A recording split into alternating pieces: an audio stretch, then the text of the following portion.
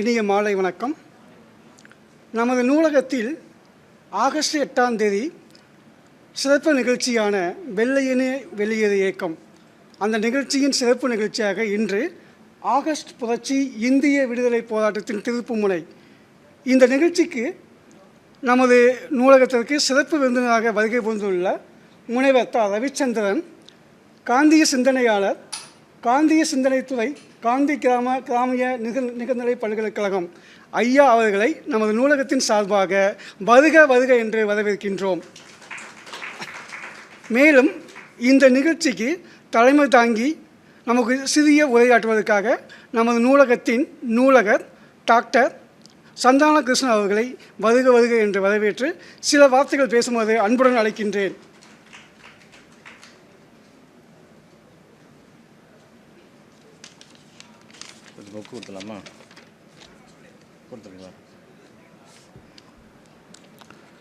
அனைவருக்கும் இனிய மாலை வணக்கம். ஆகஸ்ட் புரட்சி இந்திய விடுதலை போராட்டத்தின் திருப்புமுனை என்ற தலைப்பில் சிறப்புரையாற்ற வரும் டாக்டர் ரவிச்சந்திரன் ஐயா அவர்களை கலைஞர் நூற்றாண்டு நூலகத்தின் சார்பாக வருக வருக என மீண்டும் ஒருமுறை வரவேற்கின்றோம். டாக்டர் டி ரவிச்சந்திரன் அவர்கள் ஒரு காந்திய சிந்தனைவாதி ஆவர். தற்பொழுது காந்தி கிராம பல்கலைக்கழகத்தில் காந்திய சிந்தனை மற்றும் அமைதி அறிவியல் துறையில் இயக்குநராக பணிபுரிந்து வருகிறார். இதற்கு முன்பு இயக்குநராக காந்தி நினைவு அருங்காட்சியகத்தில் பணிபுரிந்தார். ஐயா அவர்களின் தாத்தா ஒரு சுதந்திர போராட்ட வீரர். மகாத்மா காந்தியின் அழைப்பின் பேரில் 1919ஆம் ஆண்டு இந்திய சுதந்திர போராட்டத்தில் பங்கேற்றார். இதற்காக பல ஆண்டுகள் சிறையில் இருந்துள்ளார். மேலும் தன்னுடைய பல ஏக்கர் நிலங்களை வினோபாபா தொடங்கியதின் பூமிதான இயக்கத்திற்கு தானமாக வழங்கியுள்ளார் என்பதை பெருமையுடன் தெரிவித்துக் கொள்கிறோம். ஐயா அவர்கள் பிஏ ஆங்கிலம் அமெரிக்கன் கல்லூரியிலும், எம்ஏ ஆங்கிலம் மதுரை காமராஜர் பல்கலைக்கழகத்திலும், முனைவர் பட்டம் காந்தியன் பட்டம் மதுரை காமராஜர் பல்கலைக்கழகத்திலும் உட்பட பல பட்டங்களை பெற்றுள்ளார். ஐயா அவர்கள் பல துறைகளில் 35 ஆண்டுகளுக்கு மேல் கற்பித்தல் அனுபவம் கொண்டவர். ஐயா அவர்கள் சென்ற வெளிநாடுகள் விவரம்: தென்கொரியா, ஹாங்காங், ஸ்பெயின், இந்தோனேசியா, இத்தாலி, இலங்கை, டென்மார்க், நெதர்லாந்து, ஜெர்மனி மற்றும் மலேசியா.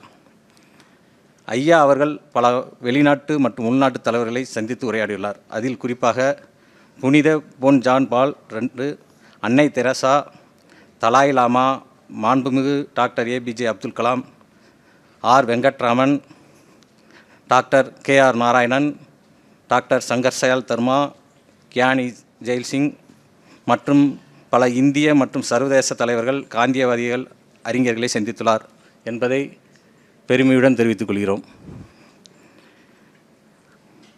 ஐயா அவர்களை கலைஞர் நூற்றாண்டு நூலகத்தின் சார்பாகவும் உங்களின் சார்பாகவும் வருக வருக என அன்புடன் வரவேற்கின்றோம்.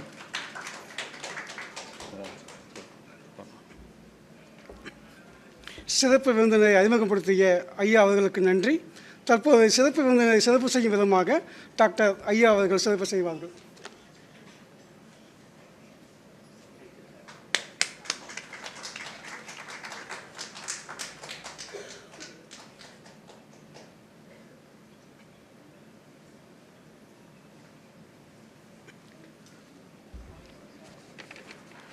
ஐயா அவர்களை தற்பொழுது சிறப்புரையாற்ற அன்புடன் அழைக்கின்றோம்.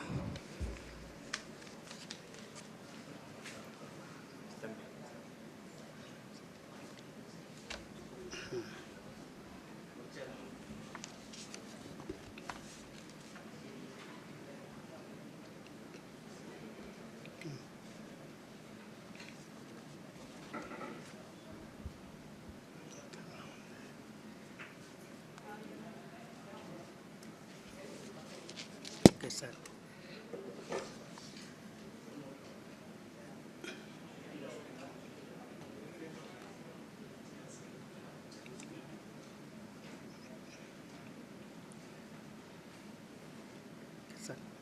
அன்பிற்கும் மரியாதைக்கும் உரிய என்னை இங்கு அறிமுகப்படுத்திய டெப்டி லைப்ரரியன் டாக்டர் சந்தான கிருஷ்ணன் சார் அவர்களே,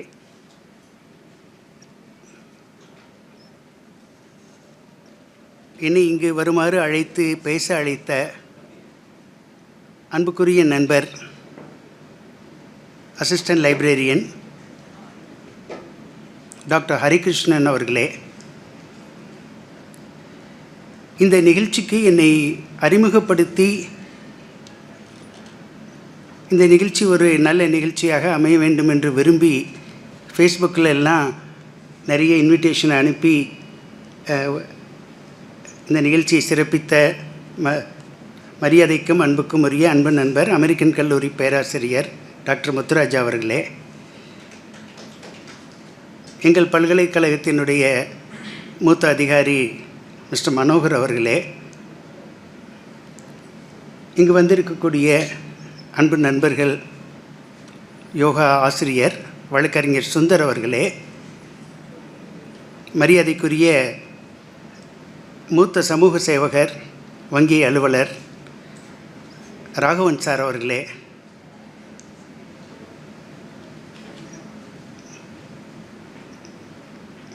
மீனாட்சி கல்லூரியினுடைய மேனாள் முதல்வர் டாக்டர் முத்துலட்சுமி மேடம் அவர்களே, மண்டல பாஸ்போர்ட் அலுவலகத்தினுடைய உதவி வழங்கல் அலுவலர் அன்பு நண்பர் அஜய் கோஷ் அவர்களே, காவல் அதிகாரி பழனிசாமி சார் அவர்களே, கல்யாணி மேடம் அவர்களே, இன்னும் பலர் எனக்கு பெயர் ஞாபகத்துக்கு வரவில்லை. இங்கு வந்திருக்கக்கூடிய அனைத்து நண்பர்கள் பெரியோர்கள் அனைவருக்கும் என்னுடைய மாலை வணக்கத்தை நான் தெரிவித்துக் கொள்கிறேன். Good evening every one friends. 82 வருஷத்துக்கு முன்னாடி பிரிட்டிஷ் இந்தியாவில் நம்முடைய விடுதலைக்காக நாம் செய்த ஒரு பெரிய ஒரு போராட்டத்தை பற்றி நாம் விவாதிப்பதற்காக, கூடி பேசுவதற்காக, நினைவுபடுத்துவதற்காக இன்று இங்கே வந்திருக்கிறோம். நேற்று முன்தினம் ஆகஸ்ட் 8ஆம் தேதி 1942 காந்தியடிகள் மும்பை மணிபவன் சங்கராலயா, இப்போது அது ஒரு காந்தி நினைவு அருங்காட்சியகமாக இருக்கிறது, பலர் சென்று அங்கே பார்த்திருப்பீர்கள். மணிபவனில் அவர் உறங்கிக் கொண்டிருந்த போது நள்ளிரவு அவருடைய உள்ளொளி, அவருடைய இன்னர் வாய்ஸ் காந்தியை உறுத்தியது, வழிகாட்டியது. எப்பயுமே முக்கியமான முடிவெடுப்பது காந்தி அவருடைய உள்ளொளிப்படி தான் எடுப்பார். அந்த உள்ளொளியை பற்றி நிறைய விவாதங்கள் நடந்தது உண்டு, நிறைய புத்தகங்கள் வந்திருக்கின்றன. உதாரணமாக எரிக்சன் போன்ற மிகப்பெரிய உளவியல் வல்லுநர்கள் இந்த உள்ளொளியை மிகச்சிறந்த வழிகாட்டி என்றே கூறியிருக்கிறார்கள். இன்றைக்கு அமெரிக்கன் நாட்டினுடைய சிறந்த சைக்காட்ரிஸ்ட் எரிக்சன் அவருடைய காந்திஸ் ட்ரூத் என்கிற புத்தகத்திலே அதை பற்றி அழகாக எழுதியிருக்கிறார். ஸோ அந்த உள்ளொளி கூறியது உடனடியாக காந்தி அறிவித்த ஒரு செய்தி தான் quit India, do or die என்கிற ஒரு பெரிய ஒரு மாபெரும் இயக்கம். அந்த இயக்கத்தை பற்றி நான் என்னை விட அதிகம் படித்த பெரியவர்கள்லாம் வந்திருக்கீங்க. நான் ஒரு விவாதமாக அல்லது ஒரு கருத்து பரிமாற்றமாக அதை வைத்துக்கொள்ளலாம் என்று நான் நினைக்கிறேன். இந்த விடுதலை போராட்டங்களை பொறுத்த வரையிலே உலகம் முழுவதும், உலகின் பல நாடுகளிலே நிறைய விடுதலை போராட்டங்கள் நடந்திருக்கின்றன. ஏறக்குறைய ஒவ்வொரு நாடுமே இந்த காலனி ஆதிக்கத்திலிருந்து விடுபட்டுத்தான் வந்திருக்கின்றன, போராடித்தான் நாம் விடுதலை கிடைத்திருக்கின்றன. போராடினா தான் நமக்கு விடுதலை கிடைக்கும், அமைதியாக இருந்தால் அடிமையாகவே தான் இருப்போம். ஸோ அந்த போராட்ட முறைகளில் நிறைய வேறுபாடுகள் உண்டு, அமைப்பு ரீதியாக செயல்பாடுகளிலே நிறைய வேறுபாடுகள் உண்டு. அதை பற்றி சில விஷயங்களை நம்மோடு இன்று நான் உங்களோடு பகிர்ந்து கொள்ளலாம் என்று நினைக்கிறேன். இதில் இந்த போராட்ட முறைகளிலே வன்முறை போராட்டம், அகிம்சை வழி போராட்டம் என்று 2 விதமான போராட்டங்கள் இருக்கின்றன. உலகின் பல நாடுகள், பல பெரிய ஜனநாயக நாடுகள் வன்முறை வழி போராட்டத்திலே தான் அவர்களுடைய விடுதலையை பெற்றிருக்கின்றன. உதாரணமாக சார் ப்ளீஸ் அடுத்த சார் சார் சுந்தர் சார் யாராவது உட்காந்துக்கலாமா? அங்கே இந்த யாராவது ஒருத்தர் நம்ம நண்பர் வந்தாங்க.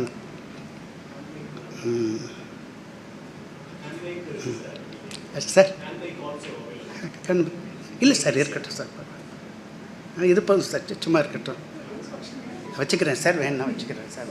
Sure sir, thank you sir.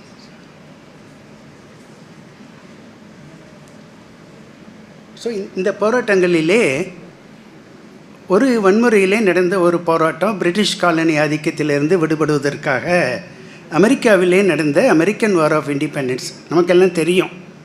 இது ஒரு அரை நூற்றாண்டு போராட்டம். அதுக்கு இறுதி வடிவம் கொடுத்து தலைமை தாங்கியவர் ஜார்ஜ் வாஷிங்டன்.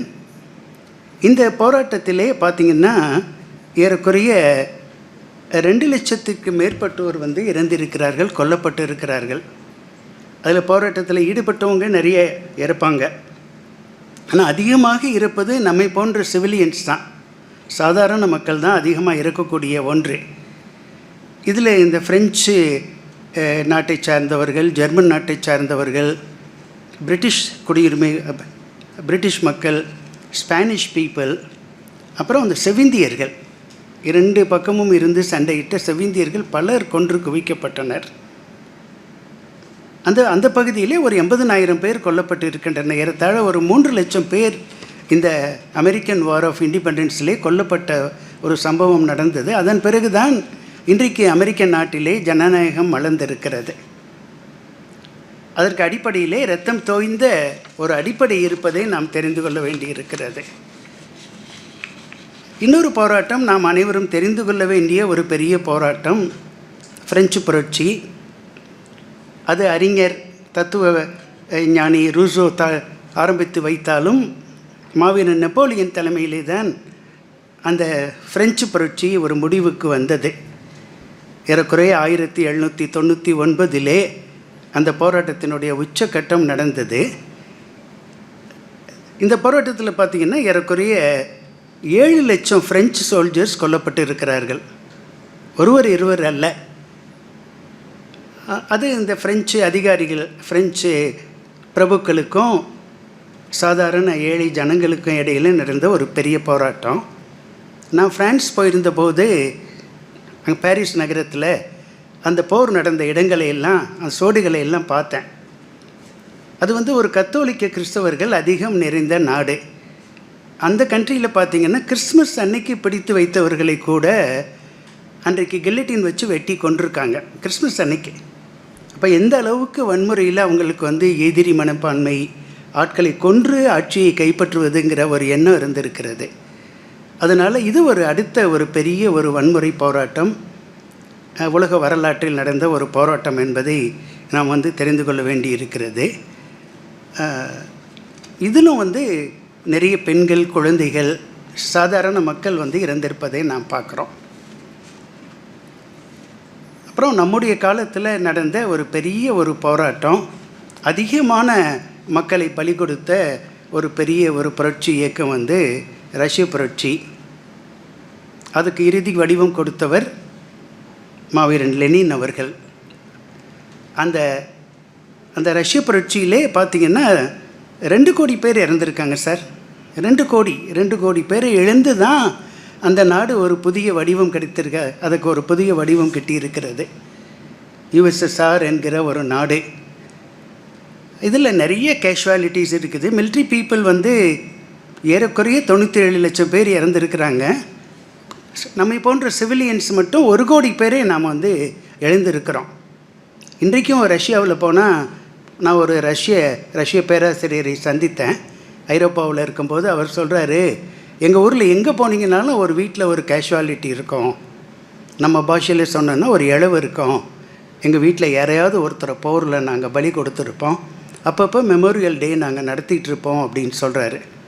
இட்டாலியிலையும் அதே கதை தான். அங்கே செகண்ட் வேர்ல்டு வாரில், ஃப்ரான்ஸ்லேயும் அதே போல் நிறைய டெத் இருக்கிறத பார்க்குறோம்.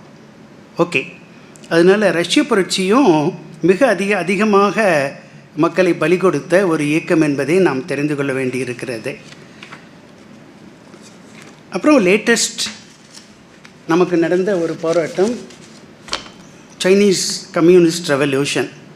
And by the way friends, நான் இது ஒரு அகடமிக் ப்ரெசன்டேஷனாக பண்ணலை, ரொம்ப கொட்டேஷன்ஸ் போட்டு புக்ஸ் எல்லாம் ரெஃபர் பண்ணி அப்படி பண்ணலை. ஒரு காமனாக ஒரு சாதாரண ப்ரெசன்டேஷனை, பாப்புலர் ப்ரெசன்டேஷனை தான் ப்ரிப்பேர் பண்ணியிருக்கேன். நான் உங்கள் பேராசிரியர் முத்துராஜா அவர்களிடம் நான் வந்து கேட்டுக்கொள்ள வேண்டியிருக்கேன். பெரிய பேராசிரியர்கள் அவங்க கொட்டேஷன்லாம் கேட்பாங்க, ஒழுங்காக போட்டிருக்கீங்களா, எங்கே இருந்து டேட்டா எடுத்தீங்கலாம். அதனால் அது வேறு. இது வந்து பப்ளிக் பீப்புள். நான் வந்து சார்கிட்ட, ஹரிகிருஷ்ணன் சார்கிட்ட கேட்டேன்.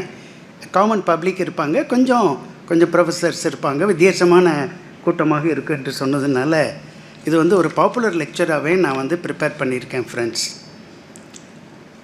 ஸோ வந்து சைனீஸ் கம்யூனிஸ்ட் ரெவல்யூஷனில் சைனாவில் அந்த காஸ்ட் ஆஃப் வார் பார்த்திங்கன்னா ரொம்ப எனாமஸ். ஏறக்குறைய 15 லட்சம் பேர் வந்து கொல்லப்பட்டு இருக்கிறார்கள் அல்லது காயமடைந்திருக்கிறார்கள். முக்கியமாக பீப்புள்ஸ் லிபரேஷன் ஆர்மியோட அதை சார்ந்தவர்களும் பல பேர் வந்து கொல்லப்பட்டிருப்பதை நாம் வந்து பார்க்குறோம். இது வந்து நான் குறைய சொல்லலை, ஏன்னா போராட்டம் என்பது போராட்டம் தான், போராடி தான் வெற்றி பெற முடியும். இது ஒரு வகையான போராட்டம். ஆட்சியாளர்களை வந்து வெட்டி கொன்று குவித்து போராடி தான் நாம் வந்து வெற்றி பெற வேண்டி இருக்கிறது. ஆனால் காந்தியடிகள் இந்த அஹிம்சை வழி அறப்போராட்டம், நான் வயலண்ட் ரெவல்யூஷன் பற்றி என்ன சொல்கிறார் அப்படின்னா, a non-violent revolution is not a program of seizure of power. அஹிம்சை புரட்சி என்பது அதிகாரத்தை பறிப்பது அல்லது கைப்பற்றுவது அல்ல. It's a program of transformation of relationships ending in a peaceful transfer of power. இது வந்து அஹிம்சை வழி அறப்போராட்டம் என்பது, அஹிம்சை வழி புரட்சி என்பது அஹிம்சை வழியிலே அதிகாரத்தை மடைமாற்றம் செய்வது, ஒரு டிரான்ஸ்ஃபார்ம் பண்ணுறது, அவ்வளோதான். அதனால் உங்களை எந்திரின்னு சொல்லி சத்தம் போட்டு உங்களை எந்திரிக்க வச்சு அடித்து விரட்டி அந்த சீட்டில் நான் உட்கார்றது கிடையாது. ஒரு பீஸ்ஃபுல் டிரான்ஸ்ஃபர்மேஷன் ஆஃப் பவர் என்று காந்தியடிகள் அதை பற்றி ஒரு விளக்கம் கொடுக்கிறார். ரொம்ப வித்தியாசமாக இருக்குது. அஹிம்சை வழியில் மிகப்பெரிய சாதனைகள் எல்லாம் நாம் வந்து நடந்திருக்கதை நம்ம பார்க்குறோம். ஸோ இந்த காந்தியடிகள் எப்படிப்பட்ட மனிதர் என்பதை நாம் வந்து தெரிந்து கொள்ள வேண்டி இருக்குது. எல்லாருக்கும் தெரிந்த ஒரு கொட்டேஷன் தான் இது. காந்தியடிகளுடைய 70வது பிறந்த நாள். ஏறக்குறைய உலகம் முழுவதும் அறியப்பட்ட ஒரு பெரிய தலைவராக காந்தி இருக்கிறார். World wide well known person. அப்போ ஆல்பர்ட் ஐன்ஸ்டைன் அவர்கிட்ட போய் கேட்குறாங்க, நீங்கள் காந்தியடிகளை பற்றி என்ன நினைக்கிறீர்கள் என்று. 1939 அக்டோபர் 2. சாதாரண யாரோ ஒருத்தட்ட வந்து கேட்கல, லோக்கல் லீடர்கிட்ட கேட்கல, ஆல்பர்ட் ஐன்ஸ்டைன்ட்ட உலகம் முழுவதும் இருந்து சென்ற பத்திரிகையாளர்கள் கேட்கிறார்கள். ரொம்ப அழகாக சொன்னார், ஸ்பான்டேனியஸாக அவர் சொன்னார், generations to come it may well be will scarce believe that such a man as this one ever in flesh and blood walked upon this earth. இப்படி ஒரு மனிதர் நம்மிடையே இரத்தமும் சதையுமாக வாழ்ந்திருந்தார் என்பதை வருங்கால சமுதாயம் நம்ப மறுக்கும் என்று காந்தியடிகள் கூறினார். ஆச்சரியமாக தான் இருக்குது. அதிகாலையில் 3 மணிக்கு எழுந்திருந்து இரவு கடைசி நாள் அவர் வந்து சுடப்பட்டு இறந்த அன்று கூட அதிகாலை அவர் எழுந்திருந்து காலை பிரார்த்தனை எல்லாம் முடித்துவிட்டு அவ்வளவு கடிதங்கள் எழுதியிருக்கிறார், அவ்வளவு உரையாடல்கள் எல்லாம் செய்திருக்கிறார், அவ்வளோ கரஸ்பாண்ட் பண்ணியிருக்கிறாரு காந்தி. அப்படி ஒரு மனிதர் அவ்வளோ எனர்ஜெட்டிக்காக இருந்தாரா? ஏறக்குறைய 10 ஆண்டுகள் சிறைச்சாலையிலே கழித்திருக்கிறார். நிறைய நிறுவனங்களை உருவாக்கி இருக்கிறார். அவர் உருவாக்கின நிறுவனங்கள் 1904 அங்கே ஆரம்பித்த ஃபினிக்ஸ் ஆசிரமத்திலிருந்து கடைசி ஆரம்பித்த நிறுவனங்கள் வரைக்கும் பெரிய பல்கலைக்கழகத்தை குஜராத்தில் ஆரம்பித்திருக்கிறார். மத்திய பல்கலைக்கழகம் இன்றைக்கும் இருக்குது, குஜராத் வித்யாபீடம் என்கிற பல்கலைக்கழகம். ஆசியாவிலே மிகப்பெரிய அச்சகம் நவஜீவன் பிரிண்டிங் ப்ரெஸ் காந்தியடிகள் ஆரம்பித்தது. அவருடைய வாரிசுகளோ யாருமே அதை வந்து சொந்தம் கொண்டாடலை. எல்லாம் ட்ரஸ்டிஷிப்பில் நடந்துகிட்ருக்கு. பல ஆயிரம் கோடிகளுக்கு சொந்தமான ஒன்று.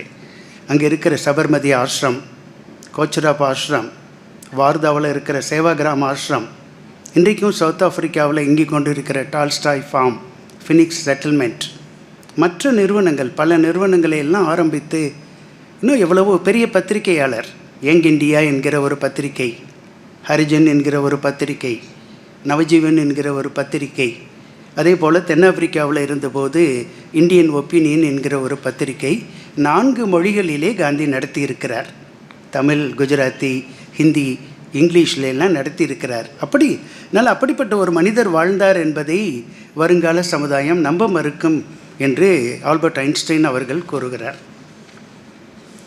ஓகே ஃப்ரெண்ட்ஸ், இந்த அகிம்சை வழி அறப்போராட்டம் எப்படி உருவானது? அகிம்சை போராட்டத்திற்கும் இந்த வன்முறை போராட்டத்திற்கும் உரிய வித்தியாசங்களை நாம் பார்த்து வருகிறோம். அகிம்சை போராட்டம்னா என்ன? இந்த அகிம்சை வழி போராட்டம் எப்படி ஏற்பட்டது என்பதை நாம் தெரிந்து கொள்ள வேண்டியிருக்கிறது. ஒரு விபத்து போல ஒரு சின்ன வழக்குக்காக காந்தியடிகள் தென்னாப்பிரிக்கா செல்கிறார். 1893ஆம் ஆண்டு ஒரு ஆண்டு கான்ட்ராக்டில் ஒரு வழக்கை தீர்த்து வைப்பதற்காக, தாதா அப்துல்லா சேத் வழக்கை தீர்த்து வைப்பதற்காக தென்னாப்பிரிக்கா செல்கிறார். அங்கே சென்றபோது அவருக்கு ஒரு பெரிய ஷாக் ஏற்பட்டது. அங்கே உள்ள நீதிமன்றத்தில் அவமதிக்கப்படுகிறார். அப்புறம் ஜூன் மாதம் 7ஆம் தேதி 1893ஆம் ஆண்டு ரயில் பயணம் செய்து கொண்டிருந்த போது, எல்லாருக்கும் தெரியும், ரயிலிலே பயணம் செய்து கொண்டிருந்த போது அவர் முதல் வகுப்பு டிக்கெட் வாங்கியிருக்கிறார். ஆனால் அங்கிருந்த வெள்ளையர்கள் அவரோடு பயணிக்கக்கூடாது என்று சொல்லி வாதிட்டு அவரை அங்கேருந்து தூக்கி எறிகிறாங்க ரயிலிருந்து, பீட்டர் மேரிட்ஸ்பர்க் ட்ரெயின் ஸ்டேஷனில். என்னென்னா, காந்தி தோல் கருப்பு தோல், ஒரு இந்தியருடைய தோல், ஒரு இந்தியனோடு நான் பயணிக்க முடியாது என்று நிறவெறியால் வெள்ளைக்காரங்க இருந்த காலம் அங்கே தென்னாப்பிரிக்க நாட்டில். ஸோ அந்த நிறவெறியால் பாதிக்கப்பட்ட மனிதராக காந்தி இருக்கிறார். அவரை பாதிக்கப்பட்டு ரயில் நிலையத்தில் தூக்கி எறியப்பட்டு அவமானத்தில் துடிச்சிட்டு இருந்தபோது அவருக்கு பல சிந்தனைகள் வந்ததாம். நம்மை போன்றவர்களுக்கு பலருக்கு பொதுவாக வருவது, வன்முறையில் சென்று 10 நண்பர்களை கூட்டிகிட்டு போய் அல்லது சொந்தக்காரங்களை கூட்டிகிட்டு போய் அவனை வெட்டிடு, அருவாள் எடுத்து வெட்டிடு, இதுதான் நமக்கு வரும். வன்முறை மூலமாக நம்ம ரியாக்ட் பண்ணுறது. 2வது லீகல் ப்ரொசீஜர். நான் வழக்கு தொடுத்து அவரை நான் அவர் மேலே வழக்கு போட்டு அவரை ஜெயிலில் உள்ள தள்ளுறது, அதுக்கு ரொம்ப நேரம் ஆகும். வன்முறை மூலம் பண்ணுறது வன்முறையினால் ஒரு நிரந்தரமான தீர்வு கிடைக்காது. வெளிநாட்டில் இருக்கிறோம், அப்புறம் நான் ஒருத்தரை வெட்டிட்டேன், கொன்னுட்டேன் அப்படின்னா நான் ஜெயிலுக்கு போகணும், என்னுடைய குடும்பம் ரொம்ப பாதிக்கப்படும், பின்னால் என்னுடைய வாழ்க்கையும் போயிடும். 3வது பயந்து ஓடி போயிடுறது, கவர்ட் ஐஸ் ஆக்ட். நான் எதுக்கு அவரோட சண்டை போட்டுட்டு அப்படின்னு சொல்லிட்டு போயிடுறது. இந்த மூன்று விஷயங்களும் ஒத்து வரலை என்கிற போது காந்திக்கு ஒரு புதிய சிந்தனை வந்திருக்கிறது. அவன் அடித்தது ஒரு காந்தியை அடிக்கலை, ஒரு எம்கே காந்தியை அடிக்கலை, ஒரு இந்திய இனத்தை சுப்பீரியர் என்று நினைத்து கொண்டு இருக்கிற ஒரு வெள்ளை இனம் அடித்து கொண்டு இருக்கிறது. ஒரு இனத்தை அடிச்சிட்ருக்கு. ஒரு ஆதிக்க சக்தியோடு நாம் போராட வேண்டி இருக்குது. இதை நம்ம போராடி வெற்றி பெறணும். எனவே நான் இது அகிம்சை முறையில் போராடுவேன் என்று இந்த அகிம்சையினுடைய சக்தியை காந்தி உணர்ந்த இடம் இந்த பீட்டர் மேரிட்ஸ்பர்க் என்று கூறுவார்கள். ஹொரஸ் அலெக்சாண்டர் பெரிய எழுத்தாளர், அவர் ஒரு அமெரிக்கன் குவேக்கர், ரொம்ப அருமையான எழுத்தாளர், அவர் அழகாக எழுதியிருக்கிறார். ஓகே, அதே போல் மிகப்பெரிய ஒரு பிரெஸ்பிட்டேரியன் ஸ்காலர் ஜார்ஜ் மேக்ஸ்வெல்னு நினைக்கிறேன். அவரும் இதே போல் அவர் காந்தி கூட வாழ்ந்து பார்த்தவர். அவரும் இதெல்லாம் ரொம்ப அழகாக எழுதியிருக்கிறார். இது ஒன்று. இப்போ அங்கேருந்து அவருடைய பணியை முடித்து திரும்பி வருவதற்கு முன்னாலே காந்திக்கு ஒரு அனுபவம் கிடைக்கிறது. அங்கு ஒரு புதிய ஒரு சட்டத்தை அவர்கள் அறிமுகப்படுத்துகிறார்கள். அதாவது ஒரு குடியுரிமை சட்டத்தை அறிமுகப்படுத்தி, இந்து திருமண சட்டம் செல்லாது, எல்லோரும் இந்தியர்கள் ஆசியர்கள் 3 பவுண்டு வரி கட்டணும், சில பகுதிகளுக்கெல்லாம் நீங்கள் செல்லக்கூடாதுன்னு சொல்லிட்டு ஒரு சட்டத்தை அமல்படுத்துறதுனால அதை எதிர்த்து போராடுவதற்கு காந்தி தயாராகிறார். அப்போது உருவானது தான் அவருக்கு இந்த சத்தியாகிரகம் என்கிற ஒரு அகிம்சை வழி அறப்போராட்ட முறை. அது என்ன சத்தியாகிரகம் அப்படின்னா, லண்டன் மாநகரத்தில் காந்தி 3 வருஷம் போய் படித்தார். லண்டனில் பாரட்லா படிக்கும்போது அங்கே உள்ள சமுதாயத்தை கூர்ந்து கவனிச்சுட்டே இருந்திருக்கார் காந்தி. அங்கே உள்ள மில் லேபர்ஸ் அவங்களுக்கு வசதிகள் பத்தலை, அதனால் அவங்க போராடினாங்க. எப்படி போராடினாங்க அப்படின்னா அஹிம்சை வழியில் போராடி இருக்கிறாங்க. எதையும் அடித்து நொறுக்கலை, எந்த பிரச்சனையிலும் ஈடுபடாமல் அமைதியாக உட்காந்து அவங்க வந்து ப்ரொடெக்ஷன் பண்ணாமல் அங்கே வந்து அவர்கள் வந்து பேசிவ் ரெசிஸ்டன்ஸ் என்கிற ஒரு முறையை பயன்படுத்தி இருக்கிறார்கள். அதை காந்தி ரொம்ப கூர்ந்து கவனிச்சிருக்கிறார். 88லேருந்து 91 வரைக்கும் 3 ஆண்டுகள் லண்டனில் இருந்தபோது அதை கவனித்து அவருக்கு அந்த பேசிவ் அப்படிங்கிற வார்த்தை பிடிக்காததுனால அதை பின்னாடி மாற்றி சத்தியாகிரகாங்கிற வார்த்தையாக சவுத் ஆஃப்ரிக்காவில் மாற்றுறார். இதில் ரொம்ப ஒரு முக்கியமான விஷயத்தை நான் உங்களோட ஷேர் பண்ணிக்கிற விரும்புகிறது நண்பர்களே. செப்டம்பர் 11 அப்படிங்கிற ஒரு தேதி இன்றைக்கு உலக வரலாற்றில் யாருமே மறக்க முடியாத ஒரு தேதி. செப்டம்பர் 11 அப்படின்னா என்ன ஞாபகத்துக்கு வருகிறது நமக்கு? 11/9 சார். Okay sir. இந்த ஷோர் சார் 2001 இரட்டை கோபுரங்கள் தகர்க்கப்பட்ட ஒரு விஷயம். அது வந்து ஒரு கெட்ட விஷயம். அதை போய் நம்ம ஏன் நினச்சிக்கிட்டு இருக்கணும் அப்படின்னு நான் நினைக்கிறேன். மறந்துட வேண்டியதானே. அவங்க அமெரிக்காக்காரங்களுக்கு மறக்க முடியலை. அதை பேசாமல் விட்டுட்டாங்கன்னா பிரச்சனை முடிஞ்சிடும். அதை போய் பழையபடி பெரிய இஷ்யூ ஆக்குறதுனால வன்முறை வெறுப்பு தான் அதிகமாயிட்டே போகுது. ஓகே, அந்த ஒரு பெருந்தன்மை அமெரிக்கர்களுக்கு இல்லைன்னு நினைக்கிறேன். ஆனால் வழி இருக்குது. ஏன்னா செப்டம்பர் 11 உங்களுக்கு தெரியும், ஏறக்குறைய 3000 பேர் இறந்து 6000 பேர் வந்து அதில் ஏறக்குறைய காயப்பட்டிருக்கிறாங்க. 6000 பேருக்கு மேலே 2 கட்டிடத்தில் மட்டும் ஒரு ஊரையே கொன்ன மாதிரி. என்னுடைய உறவினர் கூட ஒருத்தங்க, அந்த உறவினருடைய கணவர், அவர் என்ன ஆனார்னே தெரியல. அந்த பில்டிங்கில் இருந்தவர், வேலை பார்த்துக்கிட்டு இருந்தவர், பெரிய மேனேஜ்மெண்ட் எக்ஸ்பர்ட். அவ்வளோதான் ஆள் காணா போயிட்டார். உருகிட்டாரா, உள்ளே போயிட்டாரா, என்னன்னு எந்த எவிடன்ஸும் இல்லாமல் இருக்கு.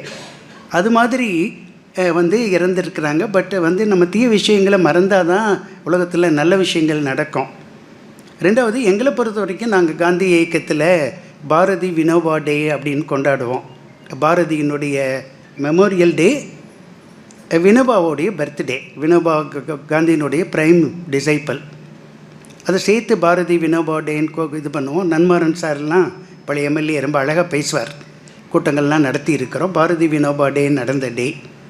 மூன்றாவது, செப்டம்பர் 11, 1883 தான் சுவாமி விவேகானந்தா அமெரிக்காவில் சிகாகோ நகரத்தில் இந்த வேர்ல்டு பார்லிமெண்ட் ஆஃப் ரிலிஜன்ஸில் brothers and sisters of the united states of அமெரிக்கான்னு சொல்லி பேசின நாள். இது எல்லாம் இருந்தாலும் இந்த செப்டம்பர் 11, 1906 வந்து ஒரு முக்கியமான நாள். இந்த சட்டங்களுக்கு, இந்தியர்களை அடிமையாக்கிற சட்டங்களுக்கு எதிராக காந்தியடிகள் இந்த சத்தியாகிரகம் என்கிற வார்த்தையை உச்சரித்த நாள் செப்டம்பர் 11, 1906.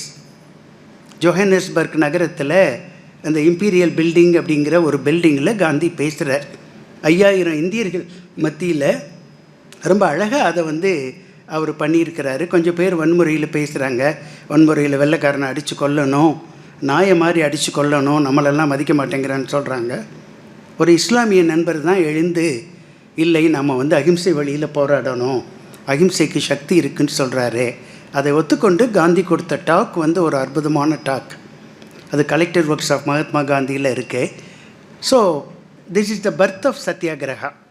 சத்தியாகிரகம் என்கிற ஒரு ஆயுதம், வெப்பன் உருவாக்கப்பட்டது தென்னாப்பிரிக்க நாட்டில். இந்த 11/9/1906 வந்ததை நம்ம பார்க்குறோம். அதன் பிறகு இந்த சத்தியாகிரகம் என்பது பெரிய அளவில் இந்த சட்டங்களை வந்து ரிப்பீல் பண்ணுறதுக்காக காந்தி நடத்திய பெரிய போராட்டம். அவர் பல முறை சவுத் ஆஃப்ரிக்காவில் ஜெயிலில் இருந்தார். ரொம்ப கஷ்டப்பட்டு இருந்தார். சத்தியாகிரகம் என்பது ஒரு பயந்தவர்களுடைய, அதாவது ஒரு கோழைகளுடைய ஆயுதம் கிடையாது. தைரியமாக துன்பத்தை தாங்குகிற ஒரு விஷயம். அது ஒரு பெரிய விஷயந்தான். அது அங்கேருந்து ஜெயிலில் வந்து புழு நெளிந்து கொண்டு இருந்த களியெல்லாம் சாப்பிட்ருக்கார் காந்தி. ரொம்ப சிரமப்பட்டிருக்கார். அப்படி இருந்தபோது ஒரு பெரிய போராட்டம் அவர் நடத்தின, ஒரு பெரிய இறுதி போராட்டம் 1913 இந்த டிரான்ஸ்வால் போராட்டம், கிராஸ் பார்டர் மார்ச்சு, ஒர்க்ஸ்ட்ரட் மார்ச் என்று சொல்லுகிறார்கள். அந்த போராட்டத்தில் ஏறக்குறைய 1500 பேரை திரட்டி கொண்டு அதில் நிறைய பெண்கள் நிறைய குழந்தைகளை எல்லாம் திரட்டிட்டு போய் அந்த போராட்டத்தை ரொம்ப சக்ஸஸ்ஃபுல்லாக காந்தி நடத்தினார். ஸோ இந்த டிரான்ஸ்வால் மார்ச் வந்த பிறகு அந்த சட்டங்கள் எல்லாமே ரிப்பீல் பண்ணிட்டாங்க. இந்தியர்கள் ஃப்ரீயாக இருக்கலாம். இன்றைக்கு இந்தியர்கள் தென்னாப்பிரிக்க அரசில் நிறைய பேர் எம்பி இருக்காங்க, நிறைய பேர் மந்திரிகளாக இருக்கிறாங்க. ஈவன் காந்தி பேத்தி ஈழா காந்தி இருக்கிறாங்க, அவங்க எம்பி. அவர் மண்டேலா சொன்னாரா, நீ மந்திரி ஆயிரு அப்படின்னு சொல்லியிருக்காங்க. இல்லை வேண்டாம், நான் எம்பியாக மட்டும் இருக்கிறேன் அப்படின்னு சொல்லியிருக்கிறாங்க. அவங்கெல்லாம் அந்த விடுதலை போராட்டத்தில் சிறைக்கு சென்றவர்கள், அந்த சவுத் ஆஃப்ரிக்கன் ஃப்ரீடம் ஸ்ட்ரகிளில். இன்றைக்கு ஒரு பல்கலைக்கழகத்துடைய சான்சலராக அவங்க இருந்துகிட்ருக்கிறாங்க, ஃபினிக்ஸ் ஆசிரமத்தை பார்த்துட்ருக்குறாங்க. எனவே இந்த போராட்டம் தென்னாப்பிரிக்காவில் ஒரு வெற்றிகரமான போராட்டமாக மாறியதை பார்க்குறோம். உதாரணமாக நமக்கெல்லாம் தெரியும், இந்த கஸ்தூரிபா காந்தி ஒன்றும் படிக்காத ஒரு பெண். அவங்க போராட்டத்தில் பெரிய அளவில் ஈடுபட்டு நிறைய பெண்களை திரட்டி பண்ணியிருக்கிறாங்க. நம்ம தமிழர்கள் தென்னாப்பிரிக்காவில் நம்முடைய தமிழர்களுடைய பங்கு பெரிய பங்காக இருந்திருக்கிறது. முக்கியமாக காந்தியுடைய சத்தியாகிரக போராட்டத்தில் முதலாவது உயிர் கொடுத்த பெண் யாருன்னு பார்த்திங்கன்னா அது ஆண் அல்ல, ஒரு பெண். அது நம்முடைய தமிழ் பேசுகிற தில்லையாடி வள்ளியம்மைங்கிற பெண் தான், எல்லாருக்கும் தெரியும். ரொம்ப சின்ன பொண்ணுங்க, 13 வயசு. அதோடைய பர்த்டே ஜனவரி 22 வரும். அந்த பொண்ணு எல்லா கூட்டத்துலேயும் காலையில் எழுந்துடும். ஏன்னா டெய்லி ஊர் விட்டு ஊர் நகர்ந்துகிட்டே போகணும். அடிப்பாங்க, மிதிப்பாங்க, நிறைய துன்புறுத்துவாங்க. அந்த துன்புறுத்தலை எல்லாம் தாங்கி கொண்டு நாம் அடுத்த நகர்த்தலுக்கு தயாராகிட்டே இருக்கணும். அப்படி போகும்போது இன்றைக்கி என்ன ப்ரோக்ராம் அப்படிங்கிறத ஆங்கிலத்திலையும் தமிழ்லையும் வாசிக்கிற பொறுப்பை அந்த பொண்ணு ஏற்றுக்கிருச்சு. அவங்க தான் கஸ்தூரிபா காந்தி தான் கொடுப்பாங்க. இன்றைக்கி இந்த ஸ்ட்ராட்டஜி நம்ம ஒர்க் அவுட் பண்ண போகிறோன்னு அந்த பொண்ணு வாசிக்கும். வாசித்த பிறகு எல்லாத்தையும் கூப்பிட்டு எல்லாத்தையும் சிறைச்சாலைக்கு அனுப்பிச்சிட்டாங்க. அந்த பொண்ணும் சிறைச்சாலையில் இருந்திருக்கு. ஏறக்குறைய அப்புறம் பேச்சுவார்த்தை நடந்த பிறகு நாங்கள் எல்லாத்தையும் செஞ்சு கொடுத்துட்றோன்ட்டு எல்லோரும் வெளியே வந்துட்டாங்க. ஆனால் அந்த தில்லையாடி வள்ளியம்மை மட்டும் வெளியே வரலை சார். சின்ன பொண்ணு, 13 வயசு பொண்ணு. ஏன் வரலைன்னா, இல்லைங்க சட்டம் அமெண்ட் ஆகட்டும், அமெண்ட் ஆன பிறகு தான் நான் வெளியே வருவேன்னு சொல்லுது அந்த பொண்ணு. ரொம்ப சின்ன பொண்ணு. அப்போ அந்த பொண்ணு உள்ளேயே தான் இருக்குது. அப்புறம் அந்த அமுல்படுத்த பிறகு இந்த ஜனாதிபதியுடைய அசென்ட் வந்த பிறகு சட்டம் அமுலாகி விட்டதுன்னு சொன்ன பிறகு அந்த பொண்ணு ஜெயிலேருந்து வெளிவருது. ஆனால் வெளிவரும்போது அந்த பொண்ணுக்கு நிமோனியா அட்டாக் ஆயிடுது, சிவியர் நிமோனியா. அதை பார்க்குறாரு காந்தி, அந்த பொண்ணை பார்க்க போகிறாரு. அங்கே இருந்த வெள்ளைக்கார டாக்டர்கிட்ட எல்லாம் கேட்குறாரு, என்னங்க கண்டிஷன் எப்படி இருக்குன்னா எல்லோரும் சொல்கிறாங்க, இல்லைங்க இது டெர்மினல், உயிர் பழைக்க முடியாது, இன்றைக்கோ நாளைக்கோ இறந்துருவாங்கன்னு சொன்னோன்னா காந்தி கண்ணீர் விட்டு அழுகிறார். அந்த பொண்ணுகிட்ட கேட்குறார், ஏம்மா நீ வாழ்க்கை வாழவே இல்லை, நீ இப்படி ஜெயிலுக்கு நீலாம் வெளியே வந்திருக்கலாமல்லன்னு கேட்குறாரு. அந்த பொண்ணு காந்தி வாயை பற்றிட்டு சொல்லுது, பாபுஜி நம்முடைய இந்தியர்களுக்காக நான் உயிர் கொடுக்குறத சந்தோஷமான விஷயமா நான் ஏற்றுக்கிறேன் அப்படின்னு சொல்லிட்டு அந்த பொண்ணு இருக்குது. மறுநாள் அந்த பொண்ணு இறந்து போயிடுது. அது இறந்த டேட்டும் அது பிறந்த அதோடைய பர்த்டேயும் ஒரே டேட், ஜனவரி 22. அதோடைய 14வது பர்த்டேயில் அந்த பொண்ணு இறந்து போகுது. எனக்கு ரொம்ப வருத்தமாக இருக்கும். நீங்களாம் குழந்தை பிறந்துச்சுன்னா என்னென்னமோ வாயில் வராத பேரெல்லாம் வைக்கிறீங்க. வள்ளியம்மைன்னு பேர் வைங்கம்மா. என்ன சார் உங்கள் பேரன் பேத்திகளுக்கு வள்ளியம்மைங்கிற பேரை வைக்கணும்? அது அருமையான தமிழ் பெயர், அதில் ஒரு பெரிய தியாக வரலாறே இருக்கு. அதனால் இது மாதிரி சத்தியாகிரகம், இதுதான் சத்தியாகிரகம் என்பது பயந்து இருக்கிறது கிடையாது. ஒரு வன்முறையை எதிர்த்து துன்பத்தை தாங்கி நாம் உயிரை கூட கொடுக்கறதுக்கு தயாராக இருக்கிறது தான் சத்தியாகிரகம் என்கிற ஒரு வெப்பனை காந்தி நல்லா கண்டுபிடிச்சிருக்கிறார். அதே போல் திருப்பூர் குமரன் நமக்கு நல்லா தெரியும். ஏன்னா இன்றைக்கு ஒருவேளை அந்த பொண்ணு தில்லையாடி வள்ளியம்மை வெளியே வந்திருந்ததுன்னா நம்ம பேச மாட்டோம். இறந்ததுனால தான் அதை தியாகியாக இன்றைக்கு வரைக்கும் நம்ம பேசுகிறோம். அப்புறம் பின்னால் காந்தி இந்தியா வந்த பிறகு அந்த தில்லையாடி நகருக்கு சென்று அங்கே இருந்து மௌனமாக பிரார்த்தனை பண்ணுறாரு. இன்றைக்கி ஒரு மெமோரியல் அங்கே இருக்குது தில்லையாடி. நம்ம எல்லாம் ஒரு நாள் தில்லையாடி போய் பார்த்துட்டு வரணும். அவ்வளோ அருமையான ஒரு பெரிய வரலாறு பொதிந்த ஒரு இடம் அது. ஓகே, அதே போல் நம்ம திருப்பூர் குமரன் ஒருவேளை அவன் அடி வாங்கி அடிக்கு பயந்து ஓடி இருந்தான் அப்படின்னா ஒன்றுமே இல்லை. நமக்கு திருப்பூர் குமரன் யாருன்னே தெரிஞ்சிருக்காதே. அடிக்கிறாங்க, நெஞ்சில் ஏறி மிதிக்கிறாங்க, ஆனால் கொடியை விடலையே. அவன் சின்ன பையன், அவன் ஒன்றும் படிக்காத பையன், ஒன்றுமே தெரியாது அவனுக்கு. ஆனால் அவ்வளோ பெரிய வீரனாக இருந்திருக்கான். நாட்டுக்காக உயிரை துறக்கிறதுக்கு ரெடியாக இருந்திருக்கிறான். இன்றைக்கி போய் வெளிநாட்டில் போய் அங்கே போய் ஃபாரினில் ஹோட்டலில் ஸ்டார் ஹோட்டலில் தஞ்சம் அடைகிறாங்க. அவ்வளோ பணத்தை வச்சுக்கிட்டு அவங்க வீரர்களா, இது மாதிரி உயிர் துறக்கிறவங்க வீரர்களா அப்படிங்கிறத நம்ம சிந்தித்து பார்க்க வேண்டியிருக்கு. ஓகே ஃப்ரெண்ட்ஸ், ஸோ அதனால் தென்னாப்பிரிக்காவிலிருந்து வந்த பிறகு காந்தி ஒரு ஆசிரமத்தை ஆரம்பித்தார். கோச்சராப் ஆசிரமம் என்ற ஒரு ஆசிரமம். அந்த ஆசிரமத்தில் தங்கி கொண்டு அதன் பின்னால் சபர்மதி ஆசிரமத்தை உருவாக்கினார். ரெண்டுமே அகமதாபாத் நகரத்தில் இருக்குது. நாம் அனைவரும் பார்க்க வேண்டிய ஆசிரமங்கள் அது. அங்கே இருந்தபோது அவர் செய்த முதல் போராட்டம் சம்பரான் சத்தியாகிரகம் என்கிற ஒரு பெரிய போராட்டம். பீகாரில் இந்த போராட்டம் நடந்தது. இது இந்த தீன் கதியா என்கிற 3/20 வரி கொடுக்கிற ஒரு விஷயத்தை பற்றி சொல்லுகிற ஒரு போராட்டம். வெள்ளைக்காரங்க குத்தகைக்கு எடுத்து அங்கே அவுரி செடியை பயிரிடணுங்கிறது. அதை பற்றி ரொம்ப சொல்ல நேரம் இல்லை. காந்தி இந்திய மண்ணில் நடத்திய முதல் போராட்டம். ரொம்ப ஆச்சரியமான விஷயம் என்னென்னா சார், இந்த சம்பரான் சத்தியாகிரகத்துக்காக அவர் மோதிகாரி நகரத்தில் போய் ரயிலில் போய் காந்தி இறங்குறார். ரொம்ப காந்தியை பற்றி தெரியாது. பெரிய பெரிய தலைவர்கள்லாம் இந்தியாவில் இருந்தாங்க. ஆனால் அவர் அந்த ரயில் நிலையத்தில் இறங்கிய போது 1,00,000 பேர் காந்தியை வரவேற்க கூடியிருக்கிறாங்க. ஆல் ஆஃப் அ சடன் எப்படி வந்தாங்கன்னே யாருக்கும் தெரியல. அவ்வளோ பெரிய மாஸ் லீடராக காந்தி இருந்ததை பார்க்குறோம். அன்றிலிருந்து அவர் இறந்த வரை எங்கே போனாலும் லட்சக்கணக்கான மக்களை கூட்டுகிற ஒரு பெரிய மக்கள் தலைவராக காந்தி இருந்திருக்கிறார். ரொம்ப ஆச்சரியமாக இருக்குது அந்த உருவத்தை பார்க்குறதுக்கு அவ்வளோ கூட்டம் கூடுது அப்படின்னு சொல்லிட்டு. ஸோ இந்த சம்பரான் சத்தியாகிரகம் ரொம்ப பெரிய அளவில் இந்தியாவில் காந்தியை அறிமுகப்படுத்திய ஒரு ஒரு ஒரு சத்தியாகிரகம். தீன் கதியா என்கிற 100 ஆண்டு பழமையான கொடிய சட்டத்தை அபாலிஷ் பண்ண வச்சார் காந்தி. அவர் சொன்னார், நான் போராட மாட்டேன், நீங்கள் தான் போராடணும், நீங்கள் துன்பத்தை தாங்க தயாராக இருக்கணும், ஜெயிலுக்கு போக தயாராக இருக்கணும், இருந்தீங்கன்னா சேர்ந்து போராடுவோன்னு சொன்னார். அப்படி போராடி வெற்றி பெற்ற முதல் போராட்டம் இந்திய மண்ணில் சம்பரான் சத்தியாகிரகம்.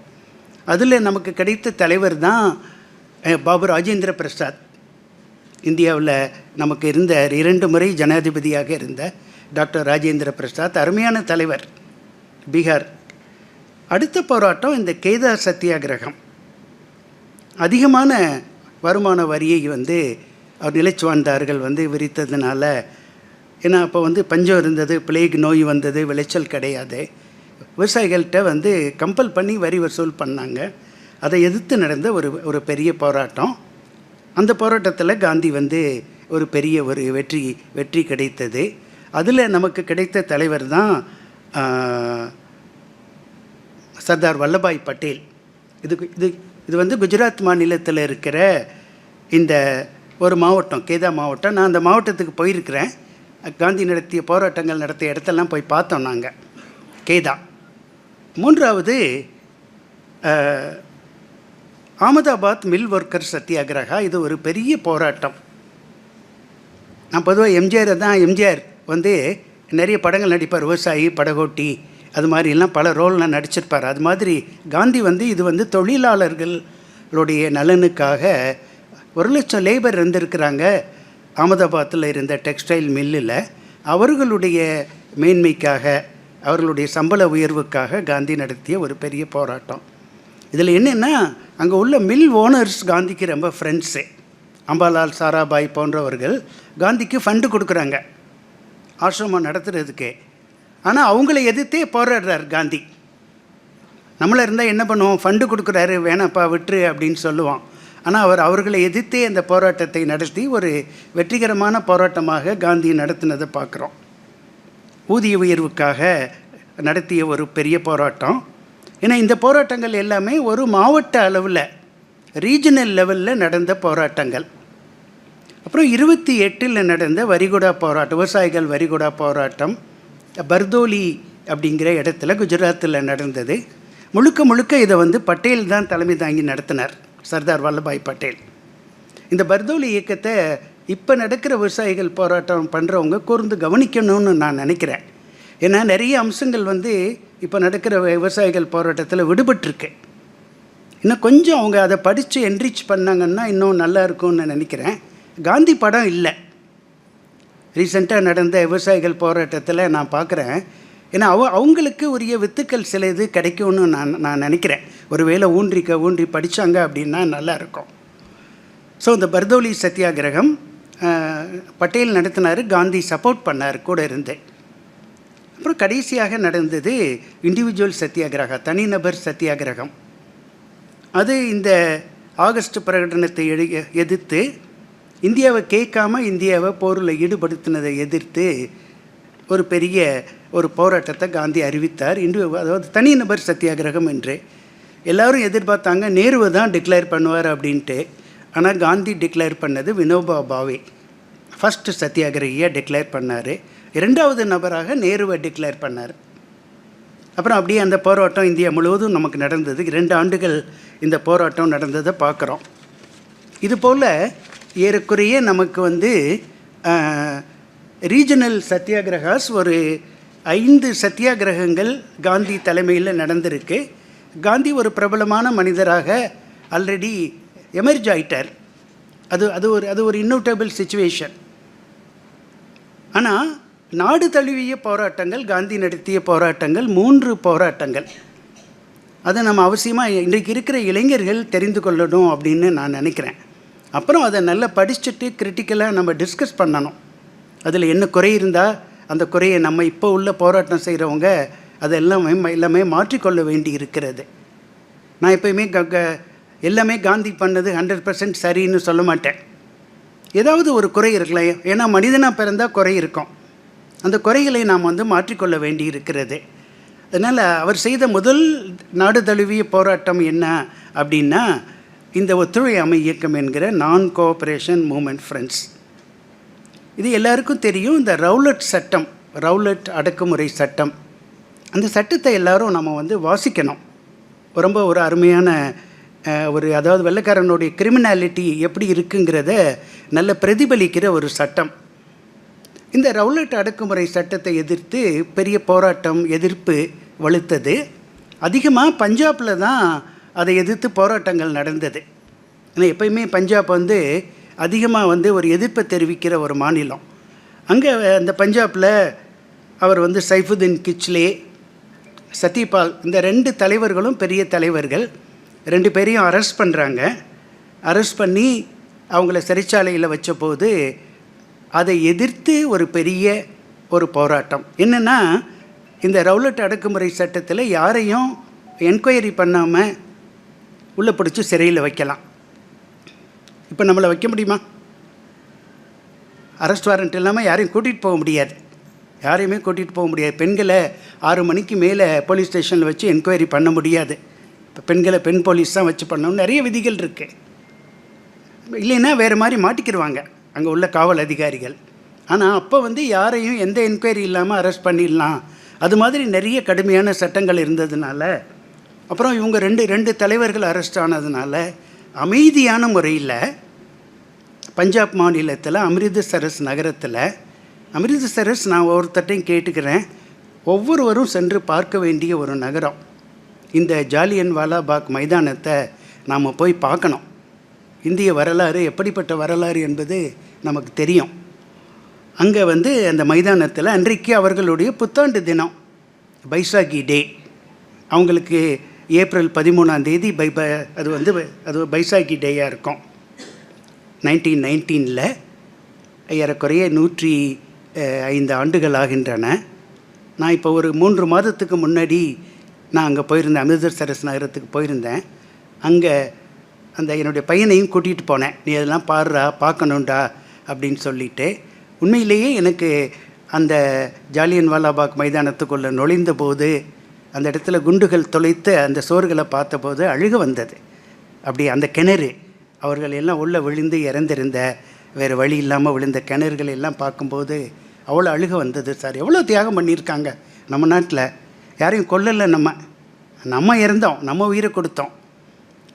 அப்படி அங்கே அவ்வளோ பேர் 5000 பேர் கூடியிருந்த இடத்துல எந்த விதமான முன்னறிவிப்பு இன்றி அந்த ராஸ்கல் இந்த ஜெனரல் டயர் எல்லாரையும் கூட்டிகிட்டு இந்திய சிப்பாய்கள், அந்த இந்திய காவலர்கள் கையில் துப்பாக்கியை கொடுத்து நம்ம இந்தியர்களை சுட வைக்கிறான். எப்படி இருந்திருக்கிறோம் பாருங்கள். அப்போ வந்து அதில் வந்து ரொம்ப ரொம்ப ஒரு இதான ஒன்று, யார் கையிலையும் துப்பாக்கி கிடையாது. பஞ்சாபியர்கள் கையில் துப்பாக்கி கிடையாது, கத்தி கிடையாது. 2 விஷயம் அவங்க கூடினது. ஒன்று இந்த பைசாக்கி நியூ இயர் கொண்டாடுறது, 2வது அமைதியான முறையில் எதிர்ப்பு தெரிவிப்பது என்று கூடியிருக்கிறார்கள். அதுக்கு பக்கத்து கேம்பஸ் வந்து பொற்கோயில், 2மே பக்கத்தில் இருக்குது, ஹியூஜ் கேம்பஸ். அங்கே வந்து இவன் ஜென்ரல் டயர் வந்து டேங்கை உள்ளே கொண்டு வர்றான்.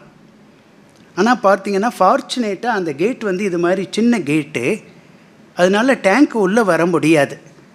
அதனால் டேங்கை வெளியே நிப்பாட்டிட்டு இண்டிவிஜுவல் மட்டும் எல்லாரையும் வச்சு வரிசைப்படுத்தி ஷூட் பண்ணுறான். படத்தில், காந்தி படத்தில் நம்ம பார்த்துருப்போம். அதனால் சாவு எண்ணிக்கை குறைந்தது அப்படின்னு சொல்கிறாங்க.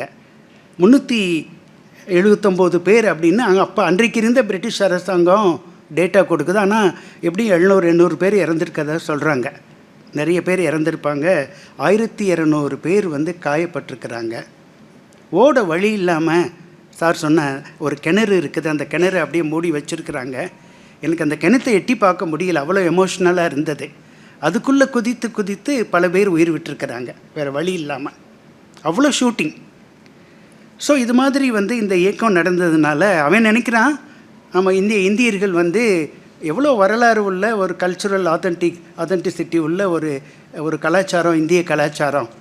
அவங்கள வந்து வன்முறையில் நம்ம வந்து பயப்பட வச்சிடலான்னு நினைக்கிறான் வெள்ளைக்காரன். ஆனால் பயப்படலை, அது வந்து ரிவர்ஸ், அது பேக் ஃபயர் ஆயிடுச்சு. அதனால என்ன பண்ணுறாங்க எல்லாரும், நான் இனிமே வந்து நாங்கள் போராடுறதுக்கு தயாராகிறோம் அப்படின்னு சொல்கிறாங்க. All the leaders of different ideologies gathered under one umbrella. Rabindranath Tagore ஒரு எண்டில் இருப்பார். அவர் அப்படியே உட்காந்து யோசித்து கவிதை எழுதிக்கிட்டே இருப்பார். Sophisticated intellectual. அவர் வர்றார்.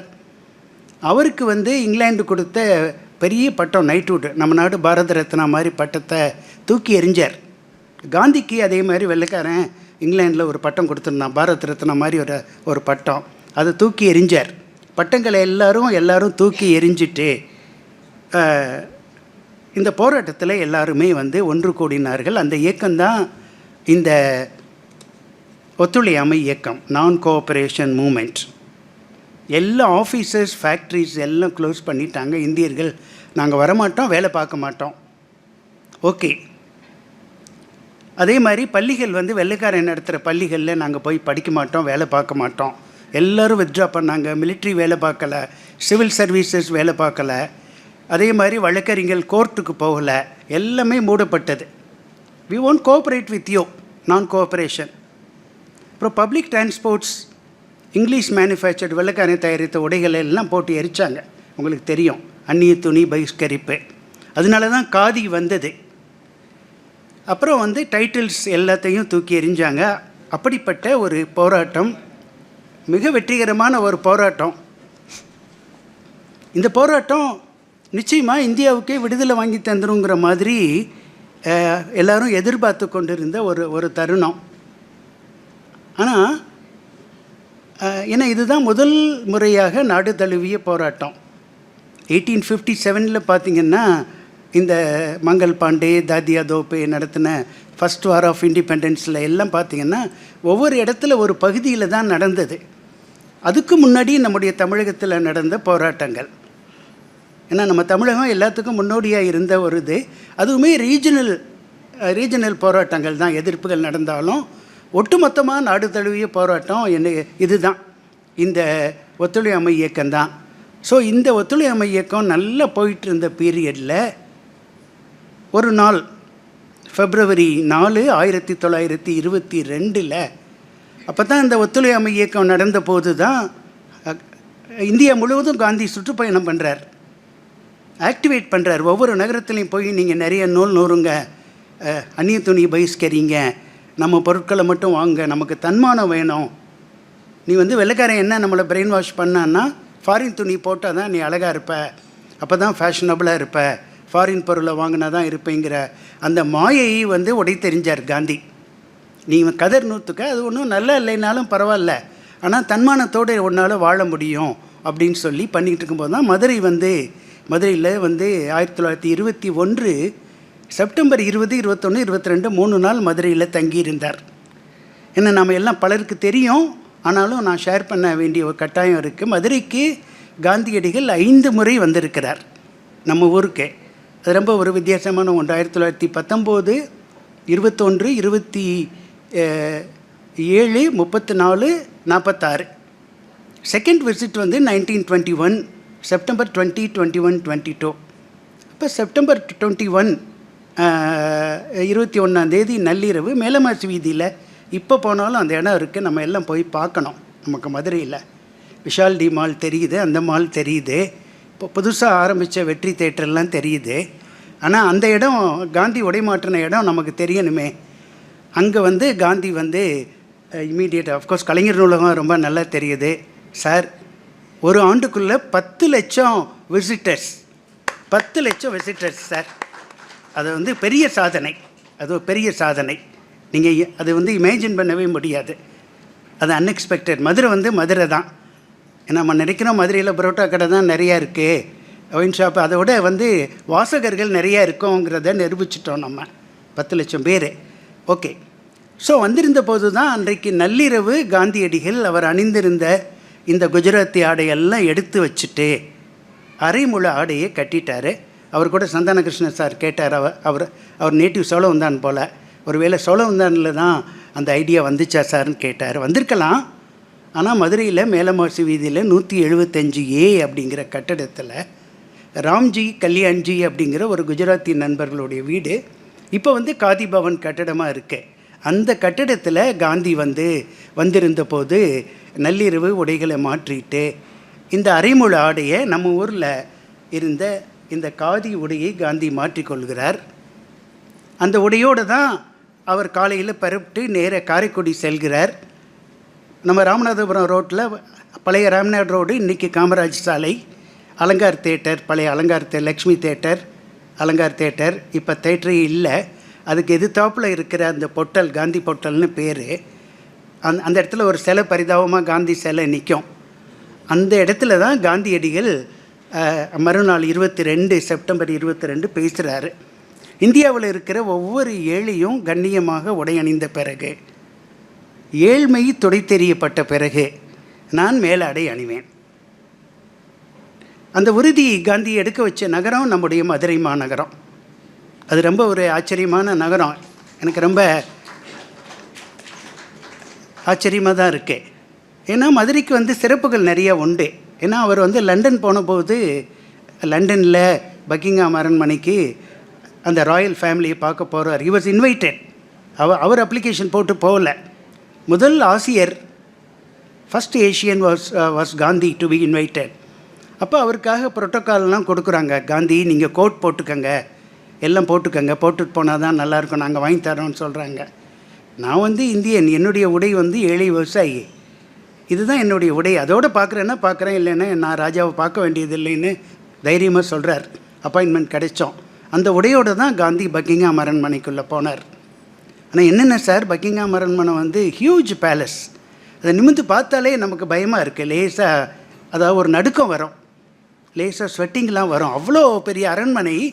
அந்த அரண்மனைக்குள்ளே அவர் வேட்டியோட தைரியமாக போய் 1/4 மணி நேரம் ராஜா ராணி அவங்களுடைய சில்ட்ரனோடெல்லாம் பேசிட்டு வந்திருக்கிறாருன்னா எவ்வளோ தைரியம் இருக்கும். ஸோ இந்த இன்சிடெண்ட் வந்து இது மாதிரி காந்தி வந்து கேம்பெயின் பண்ணி இந்தியாவுக்கு விடுதலை கிடைக்கிறோம் அப்படிங்கிற எண்ணம் பல தலைவர்களுக்கு இருந்தது. ராஜாஜி போன்றவர்கள் அதை வந்து வெளிப்படுத்தி இருக்கிறாங்க. ஆனால் இந்த February 4, 1922 வந்து உத்தரப்பிரதேச மாநிலத்தில் அதோடைய வட பகுதியில் நேபாள் பார்டரில் இருக்கிற ஒரு சின்ன நகரம் சௌரா அப்படிங்கிற ஒரு நகரம். நான் அந்த நகரத்துக்கு போய் பார்த்துட்டு வந்தேன். இன்சிடெண்ட் நடந்த இடத்தெல்லாம் பார்த்தேன். இப்போ ரொம்ப மாறிடுச்சு, அந்த சோடுகள் ரொம்ப இல்லை. அங்கே வந்து வன்முறையாளர்கள் அப்படின்னு நம்ம ஆட்களை பிராண்ட் பண்ணி போலீஸ் துப்பாக்கியில் சுடுறாங்க. எனவே இவங்க காவலர்களை விரட்டிட்டு போய் அங்கே போலீஸ் ஸ்டேஷனில் வச்சு 22 போலீஸ் பீப்புளை எரித்து கொண்டுட்டாங்க சார். இந்த நிகழ்ச்சி வந்து பல தலைவர்கள் காந்திகிட்ட சொல்கிறாங்க, ஸ்மால் இன்சிடெண்ட் விட்டுருங்க, இனிமேல் நாங்கள் வன்முறை நடக்காமல் பார்த்துக்குறோம் அப்படின்னு ரீஜனல் லீடர் சொல்கிறாங்க. ஆனால் காந்தி சொல்கிறாரு, இல்லைங்க, I have committed a Himalayan blunder. நான் தவறு பண்ணிட்டேன், ஒரு இமாலய தவறு பண்ணிட்டேன். My people are not ready for non violence. அப்புறம் வந்து அஸ் அ பெனன்ஸ், அதாவது மூன்றாவது வந்து நான் அதனால் இந்த இயக்கத்தை நான் நிறுத்தி வைக்க போகிறேன்னு காந்தி சொல்கிறார். எல்லோரும் சொல்கிறாங்க வேணாங்க, இயக்கம் சக்ஸஸ்ஃபுல்லாக போயிட்டுருக்கு, 2 வருஷமாக ஓடிட்டுருக்கு, ஒருவேளை விடுதலை கிடைச்சாலும் கிடைக்கும், விட்டுருங்கன்னு சொல்கிறாங்க. இல்லை முடியாது, நான் வந்து விட்டுறேன் அப்படின்னு சொல்கிறாரு. அதுக்கப்புறம் 4வது சொல்கிறாரு அஸ் அ பெனன்ஸ், இதுக்கு வந்து ஒரு பிரதிபகாரமாக ஒரு ரிப்பென்டன்ஸாக நான் வந்து ஃபாஸ்டிங் இருக்க போகிறேன்ட்டு 5 முழு நாட்கள் காந்தி வந்து உண்ணாவிரதம் இருக்கிறார். அதுக்கப்புறம் பார்த்திங்கன்னா காந்தி லைஃப்பில் நாடு தழுவிய போராட்டம், இந்தியா முழுவதும் மக்களை வந்து இன்வால்வ் பண்ண ஒரு போராட்டம் காந்தி நடத்தலை. நீங்கள் நல்லா பாருங்கள். அதுக்கு அடுத்த போராட்டம் காந்தி நடத்தினது 30ல் காந்தி நடத்தின சால்ட் சத்தியாகிரகா. ஆனால் என்னை பொறுத்த வரைக்கும் ஸ்ட்ராட்டஜிக்கான ஒரு பெரிய போராட்டம் இந்த உப்பு சத்தியாகிரகம் தான். வெள்ளைக்காரங்களை ரொம்ப ரொம்ப பயமுறுத்தினது, வெள்ளைக்காரங்க ஏமாந்து போன ஒரு பெரிய போராட்டம் இந்த உப்பு சத்தியாகிரகம்.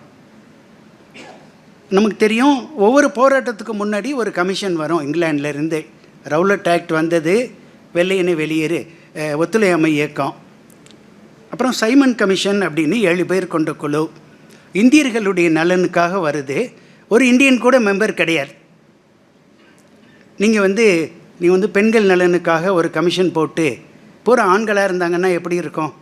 அவங்களுக்கு எப்படி பெண்கள் நலனை பற்றி தெரியும்? அது மாதிரி வெள்ளைக்காரனாக இருக்கான். இந்த சைமன் கமிஷன் வந்து ஜான் சைமன் தலைமையில் வந்த இது வந்து கான்ஸ்டிடியூஷனல் ரிஃபார்ம்ஸை பற்றி ஸ்டடி பண்ணி ரிப்போர்ட் கொடுக்கறதுக்காக வருது. அவங்க நமக்கு தெரியும், சைமன் கோபேக் அப்படிங்கிற அந்த 2 வாசகம், 2 வேர்டு வந்து பெரிய லெவலில் எக்கோ ஆச்சு. ஓகே, அப்புறம் அதை ஒட்டி வந்து வரிகுடா இயக்கத்தை காந்தி ஆரம்பிக்கிறார், சிவில் டிசோபீடியன்ஸ் மூமெண்ட்டு. இந்த 1930வது ஆண்டு உப்பு வரி. ஏன்னா உப்பு வந்து ஒவ்வொரு தனி மனிதனும் யூஸ் பண்ணக்கூடிய ஒரு பெரிய ஒரு பெரிய கமாடிட்டி. அதை எதிர்த்து வெள்ளைக்காரன் வந்து அதுக்கு ஒரு வரி போடுறான். அவன் காய்ச்சி எடுத்துக்கிறான். சார், நீங்கள் வேதாரண்ய பக்கம்லாம் போனீங்கன்னா அவங்கவுங்க உப்பு காய்ச்சி வீட்டில் வச்சுருப்பாங்க.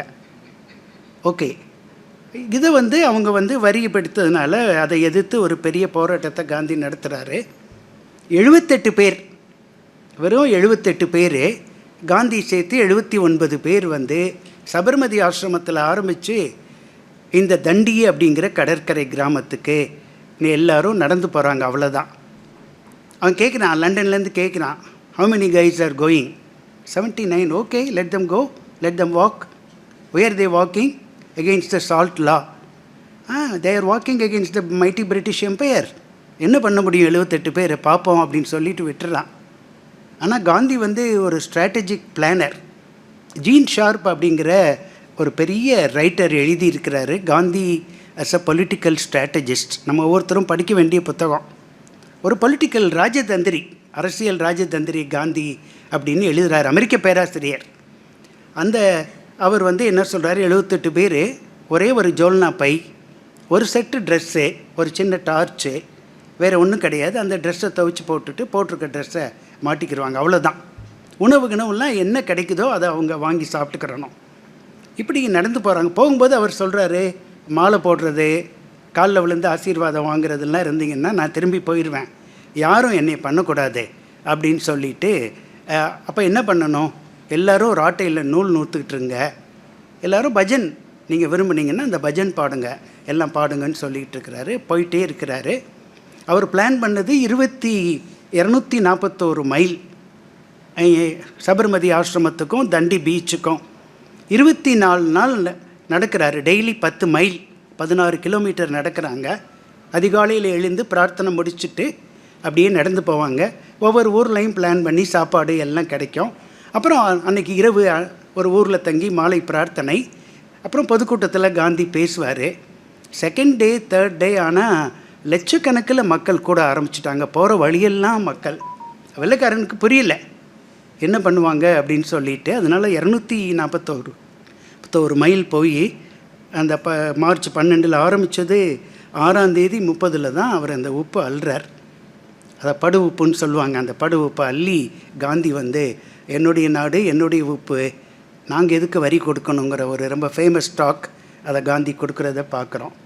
ஸோ இந்த போராட்டம் வந்து வெள்ளைக்காரங்களை ரொம்ப பெரிய ஒரு இதை உருவாக்குச்சு. இதில் ஒரு விஷயத்தை நான் வந்து ஷேர் பண்ணலான்னு நினைக்கிறேன். நேரம் இருக்கா சார்? இன்னும் ஒரு 10 நிமிஷம் எடுத்துக்கலாம். ஆமாம் சார். இதில் ஒரு விஷயம் நான் ஷேர் பண்ண விரும்புகிறது, காந்தி எவ்வளோ தெளிவாக இருந்திருக்கிறாருங்கிறதுக்கு. இந்த போராட்டம் ஆரம்பிக்க போகிறப்ப ஒரு தொண்டர் வந்து கொஞ்சம் லேட்டாக வர்றார். எவ்வளோ நேரம் லேட்டு அப்படின்னா 1 நிமிடம் கிடையாது, அரை நிமிடம் கூட கிடையாது, சில நிமிடங்கள் லேட்டாக வர்றாரு. நல்லா 10 நிமிஷம் லேட்டாக வருவேன், அரை மணி நேரம் லேட்டாக வருவேன். சினிமாவுக்கெலாம் போனோம்னா அரை மணி நேரம் லேட்டாகலாம் போவேன், எனக்கு அந்த பழக்கம் உண்டு. ஆனால் ஒரு சில நொடிகள் லேட்டாக வர்றாரு.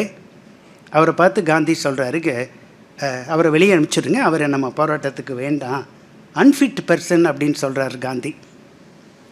அவன் கெஞ்சிறான், அழுகிறான், பாபுஜி என்னை மன்னிச்சிடுங்க, நோ நோ நோ, உன்னை மாதிரி ஆள் வந்தால் இந்தியாவுக்கு விடுதலை லேட்டாக கிடைக்கும்ப்பா, நீ போயிட்டு வான்னு சொல்கிறார். அப்புறம் அவன் வந்து வேறு வழி இல்லை, கெஞ்சிறான், பாபுஜி நான் சொல்கிறத கேளுங்க.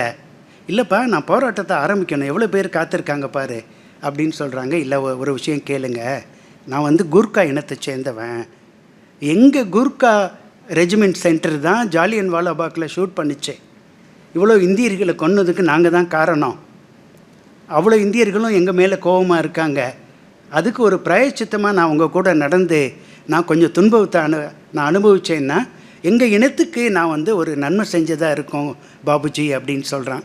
உடனே சரிவா, ஆனால் எல்லாத்துக்குமே ஒரு வார்னிங், டிசிப்ளின் மீன்ஸ் டிசிப்ளின். அவரும் கரெக்டாக இருப்பார்.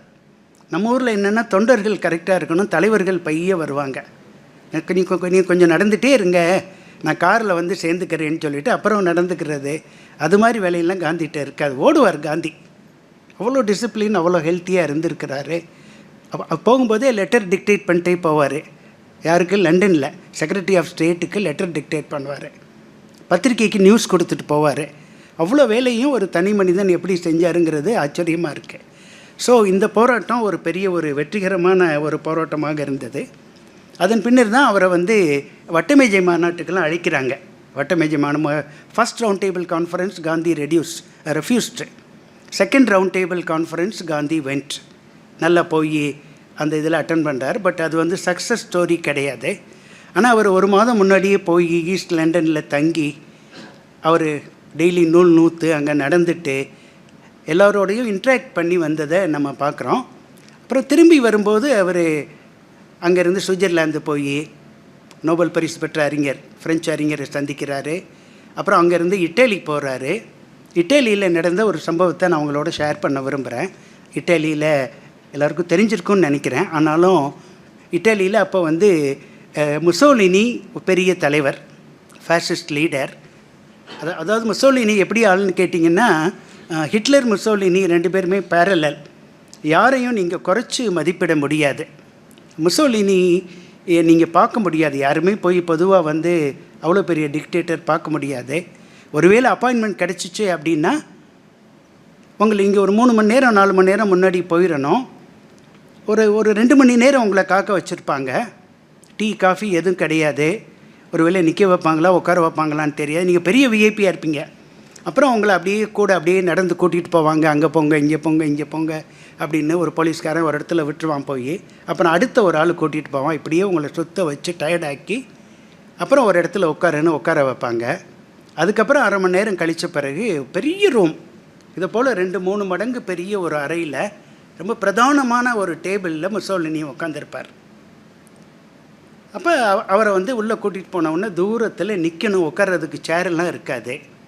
அவரோடு நீங்கள் இன்ட்ராக்ட் பண்ண முடியாது.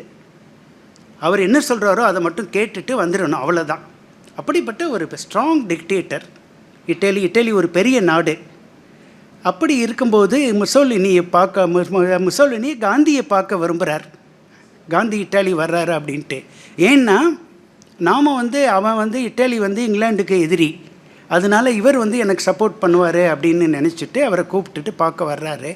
காந்தி பார்க்க வரும்போது அந்த அரண்மனை ரோம் நகரத்தில் நான் அந்த பேலஸ் பார்த்தேன். ஹியூஜ் பேலஸ் நினச்சி பார்க்கவே முடியாது. அந்த பேலஸில் காந்தியை வரவேற்று அந்த மிலிட்ரி ரெஜிம்லாம் இருக்குது, காந்தி வேணான்னு சொல்கிறாரு. அவர் அப்படியே உள்ளே கூட்டிகிட்டு போய் முசோலினி பேசுகிறார். நீங்கள் எனக்கு சப்போர்ட் பண்ணணும், நாங்கள் உங்களுக்கு சப்போர்ட் பண்ணுறோன்னு சொல்கிறாரு. பட் காந்தி சொல்கிறாரு, இல்லைங்க, நீங்கள் வன்முறையில் நம்பிக்கை வச்சுருக்கீங்க, ஃபேசிசம் கொள்கையை. அந்த கொள்கையில் நம்பிக்கை இருக்கிறதுனால என்னால் உங்களோட ஒத்துழைக்க முடியாது தைரியமாக சொல்கிறார். ஒருவேளை உயிரோடு விட்டான் காந்தியை, எப்படி விட்டான்னு தெரியல. நோன் லீடர் அப்படிங்கிறதுனால உயிரோடு வந்துட்டார். அதனால் மீட் பண்ணிவிட்டு ரொம்ப ஸ்ட்ராங்காக சொல்கிறார். அந்தளவுக்கு ஒரு வில் பவர் காந்திக்கு இருக்கிறத பார்க்குறோம். முசோலினியை மீட் பண்ணுறாரு. அப்புறம் பாரிஸ் நகரத்தில் எல்லாம் போய், அஃப்கோர்ஸ் ரொம்ப அருமையான இடம் ஈஃபில் டவர். ஆனால் காந்தி சொல்கிறாரு, இந்த ஈஃபில் டவர் உருவாக்குறதுக்கு எத்தனை தொழிலாளர்கள் கஷ்டப்பட்டிருப்பாங்க தெரியுமா, எத்தனை பேர் உயிர் விட்டிருப்பாங்க தெரியுமான்லாம் சொல்கிறாரு. எவ்வளோ மனித லேபர், ஹியூமன் லேபர் ஒர்க் பண்ணியிருக்கோம், அவ்வளோ ப்ரொடக்டிவான்லாம் சும்மா சொல்கிறாரு, ஒரு கமெண்ட் கொடுக்குறாரு. இதெல்லாம் முடிச்சுட்டு அப்புறம் அவர் இந்தியா திரும்பி வர்றதை பார்க்குறோம் நம்ம. ஸோ இந்த சால்ட் சத்தியாகிரகா, வட்டமேஜை மாநாடு இதெல்லாம் முடிந்த பிறகு மீண்டும் ஒரு 10 ஆண்டுகள் காந்தி மௌனமாக இருக்கிறத பார்க்குறோம். He was preparing people.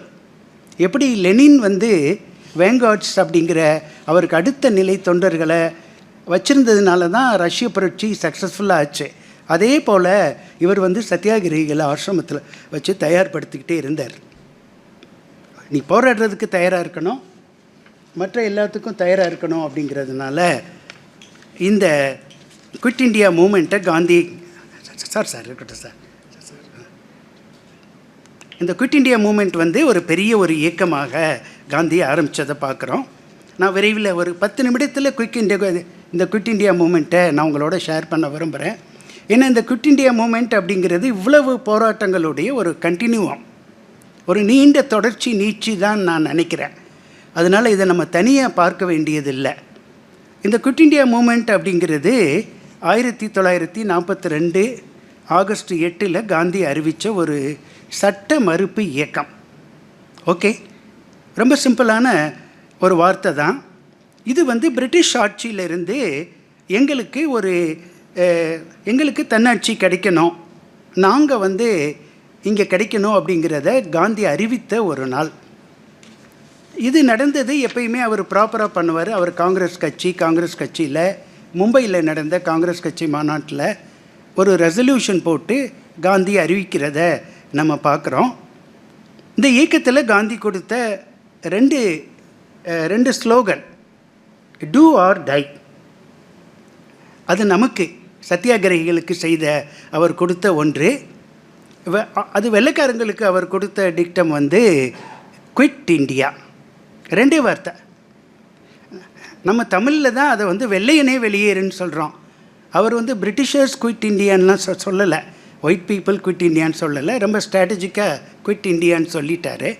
ஆனால் தமிழில் ரொம்ப ரொம்ப ஹிட் ஆயிடுச்சு அந்த வார்த்தை, வெள்ளையனே வெளியேறு அப்படிங்கிற ஒரு இயக்கம். ஓகே சார், இதில் நாம் கேட்டது என்ன? காந்தி டிமாண்டு, ஒரே டிமாண்டு, எங்களுக்கு இண்டிபெண்டன்ஸ் கொடு, நீ நாட்டை விட்டு போ, வேறு ஒன்றுமே வேண்டாம் எங்களுக்கு, எங்கள் நாட்டை நாங்கள் ஆண்டுக்கிறோம், எங்கிட்ட கொடுத்துரு, நாங்கள் ஆண்டுக்கிறோம். அதுக்கு காங்கிரஸ் ஒர்க்கிங் கமிட்டி அப்ரூவல் கொடுத்தது. காந்தியே அந்த இயக்கத்துக்கு தலைவராகவும் அறிவித்தது காங்கிரஸ் கமிட்டி ரெசல்யூஷன்.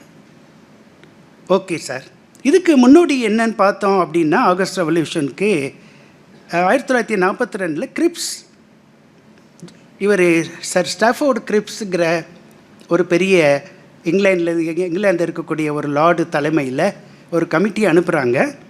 அதில் இந்தியாவுக்கு டொமினியன் ஸ்டேட்டஸ் கொடுக்கறதுக்கு அவங்க அனுப்புகிறாங்க. அதாவது என்னென்னா, அதிகாரம் ஆங்கிலேயர்கள் கையில் இருக்கும். நான் அதை சிம்பிளாக சொல்லணுன்னா என்ன சொல்கிறேன், ஒரு வீடு வாங்கி தரேன் சார், உங்களுக்கு தான் வீட்டில் இருந்துக்கங்க, என்ன வேணாலும் யூஸ் பண்ணிக்கோங்க சார், ஆனால் பத்திரம் என் பேரில் இருக்கும், பத்திரம் என்கிட்ட தான் சார் இருக்கும். அது எப்படி?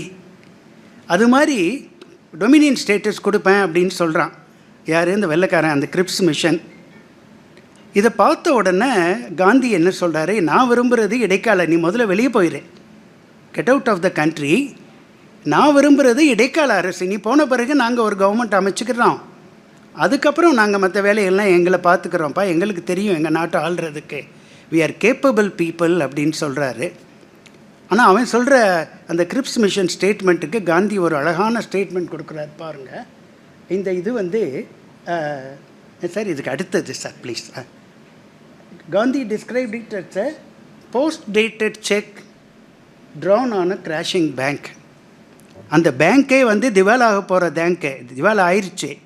அந்த பேங்க்குக்கு நீ பின்தேதிக்கிட்ட கொடுக்குற செக்கு மாதிரி இருக்குப்பா, ரூபா இருக்குமா அதில், கொஞ்சம் இமேஜின் பண்ணுங்கள், அது மாதிரி இருக்குது நீ பண்ணுற செயல் அப்படின்னு கொஞ்சம் காந்தி சொல்கிறாரு. அவன் கொடுக்குறது வந்து குறைந்த அதிகாரம் உள்ள ஆங்கிலேயர் ஆளுகைக்கு உட்பட்ட உள்ள ஒரு ஆட்சி அதிகாரத்தை அவன் கொடுக்குறான். சார் ப்ளீஸ் அடுத்தது போயிடலாம் சார். அடுத்ததுக்கு போயிடலாம் சார். அதுக்கு அடுத்து போயிடலாம் சார். இதுக்கு அடுத்து கூட போயிடலாம் சார். இது இல்லை சார். இந்த இன்னொன்று ஓகே சார். சாரி கொஞ்சம் முன்னாடி ப்ளீஸ், கொஞ்சம் முன்னாடி இதுக்கே கூட வாங்க சார். அந்த காந்தி பார்த்துட்டு இருக்கும்போது கொஞ்சம் முன்னாடி சார். இதில் இன்னொன்று என்னன்னு கேட்டிங்கன்னா, செகண்ட் வேர்ல்டு வார் ஸ்டார்ட் ஆயிடுச்சு.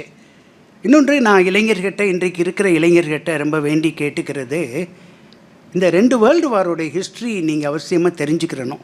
First world war conventional world war, second world war வந்து அட்டாமிக் வெப்பன் யூஸ் பண்ண வார். அஃப்கோர்ஸ் 3வது வார் வராது, அது வந்துச்சுன்னா உலகமே முடிஞ்சிடும். நியூக்ளியர் வார் வந்துச்சுன்னா. செகண்ட் வேர்ல்டு வாரில் உலகம் 2ஆக பிரிஞ்சிருந்தது. ஆக்சிஸ் பவர், அலைடு பவர் எல்லாருக்கும் தெரியும். England, France, united states of America, Russia 4ம் ஒரு அணியில் இருந்தது, அலைடு பவரில் இருந்தது. ஆக்சிஸ் பவரில் ஜெர்மனி, இட்டலி, ஜப்பான் 3 மட்டும் மெயினாக வச்சுக்கோங்க. ஹிட்லர், முசோலினி, அக்கிட்டோ இவங்க சேர்ந்து உலகத்தை 2ஆக பிரித்து பெரிய லெவலில் சண்டை போட்டுக்கிட்டு இருந்தாங்க. இந்த சண்டையில் என்னன்னு கேட்டிங்கன்னா, வடகிழக்கு ஆசிய நாடுகள் ஜப்பானுடைய கண்ட்ரோலில் வர ஆரம்பிச்சிச்சு.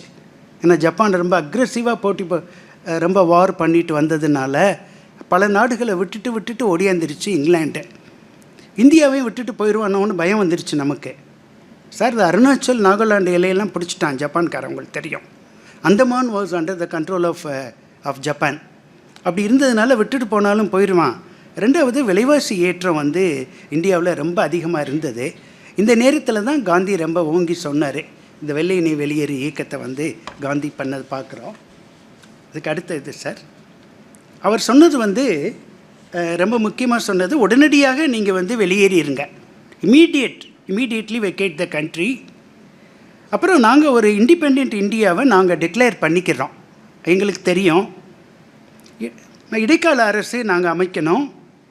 அப்புறம் வந்து நாங்கள் பண்ணக்கூடிய இந்த இதில் காங்கிரஸ் ரெசல்யூஷனில் சிவில் டிஸ்ட்ரிபியூஷன் மூமெண்ட்டு அந்த பிரிட்டிஷ் ரூலை எதிர்த்து ஒரு அங்கீகாரம் இந்த காங்கிரஸ் கமிட்டியில் ரெசல்யூஷன் வந்து பாஸ் பண்ணிச்சு. Okay sir.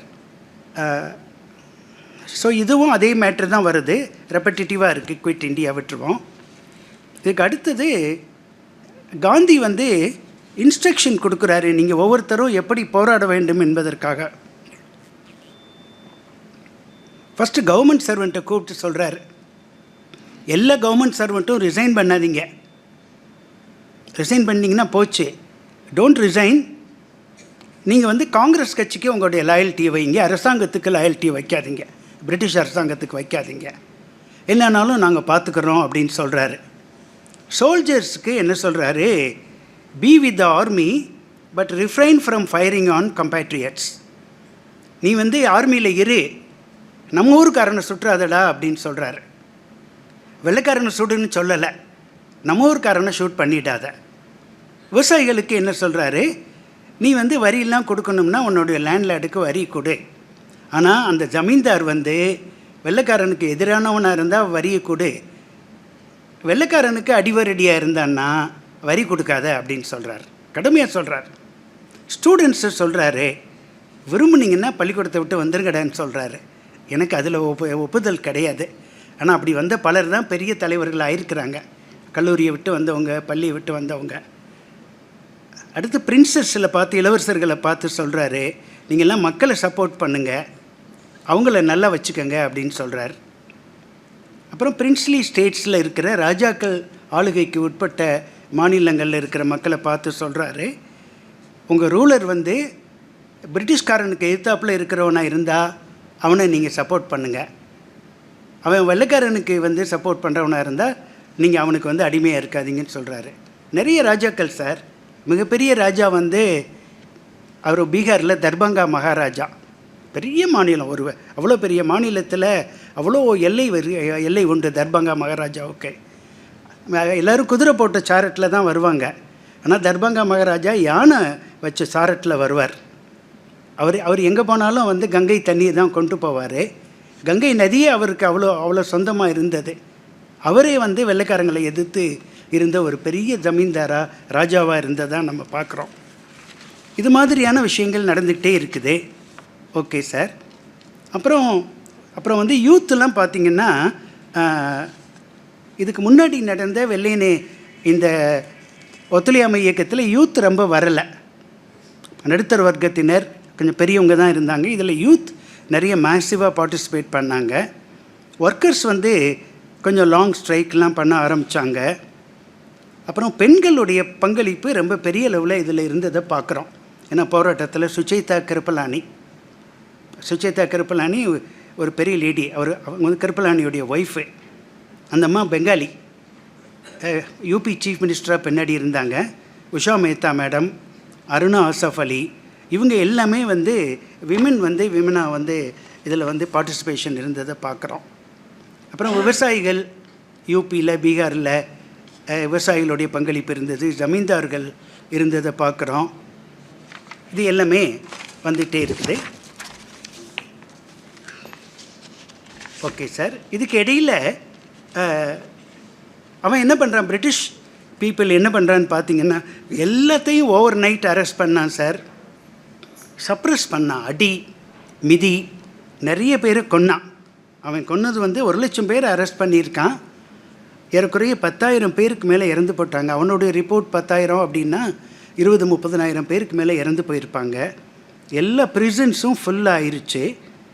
இதில் பெண்கள் அப்புறம் குழந்தைகள் எல்லாமே பல பேர் இறந்து போனதை நம்ம வந்து பார்க்குறோம். காந்தியை கூட்டிகிட்டு போய் ஆகா கான் அரண்மனை, ஆகா கான் பேலஸ் புனேயில் இருக்குது. அதுவும் நாம் எல்லாம் பார்க்க வேண்டிய ஒரு முக்கியமான ஒரு இடம். அவங்க மேடம் வந்து சோபனா ரானடே, இப்போ தான் போன வாரம் தான் இறந்து போனாங்க. சோபனா ரானடே தான் அதுக்கு டைரக்டர். ரொம்ப ஒரு அருமையான ஃப்ரீடம் ஃபைட்டர் அவங்க. அந்த இதில் காந்தி, சரோஜினி நாயுடு எல்லாத்தையுமே ஜெயிலில் வச்சுட்டாங்க. வெளி உலக தொடர்பு எதுவுமே இல்லாமல் காங்கிரஸ் தலைவர்கள் எல்லாத்தையுமே டோட்டலாக முடக்கின ஒரு சம்பவம் வந்து நடந்தது. அதனால் அங்கங்கே கொஞ்சம் வன்முறை நடந்ததை நம்ம பார்க்குறோம். இதில் இன்னொரு எதிர்ப்பு என்னன்னு கேட்டிங்கன்னா,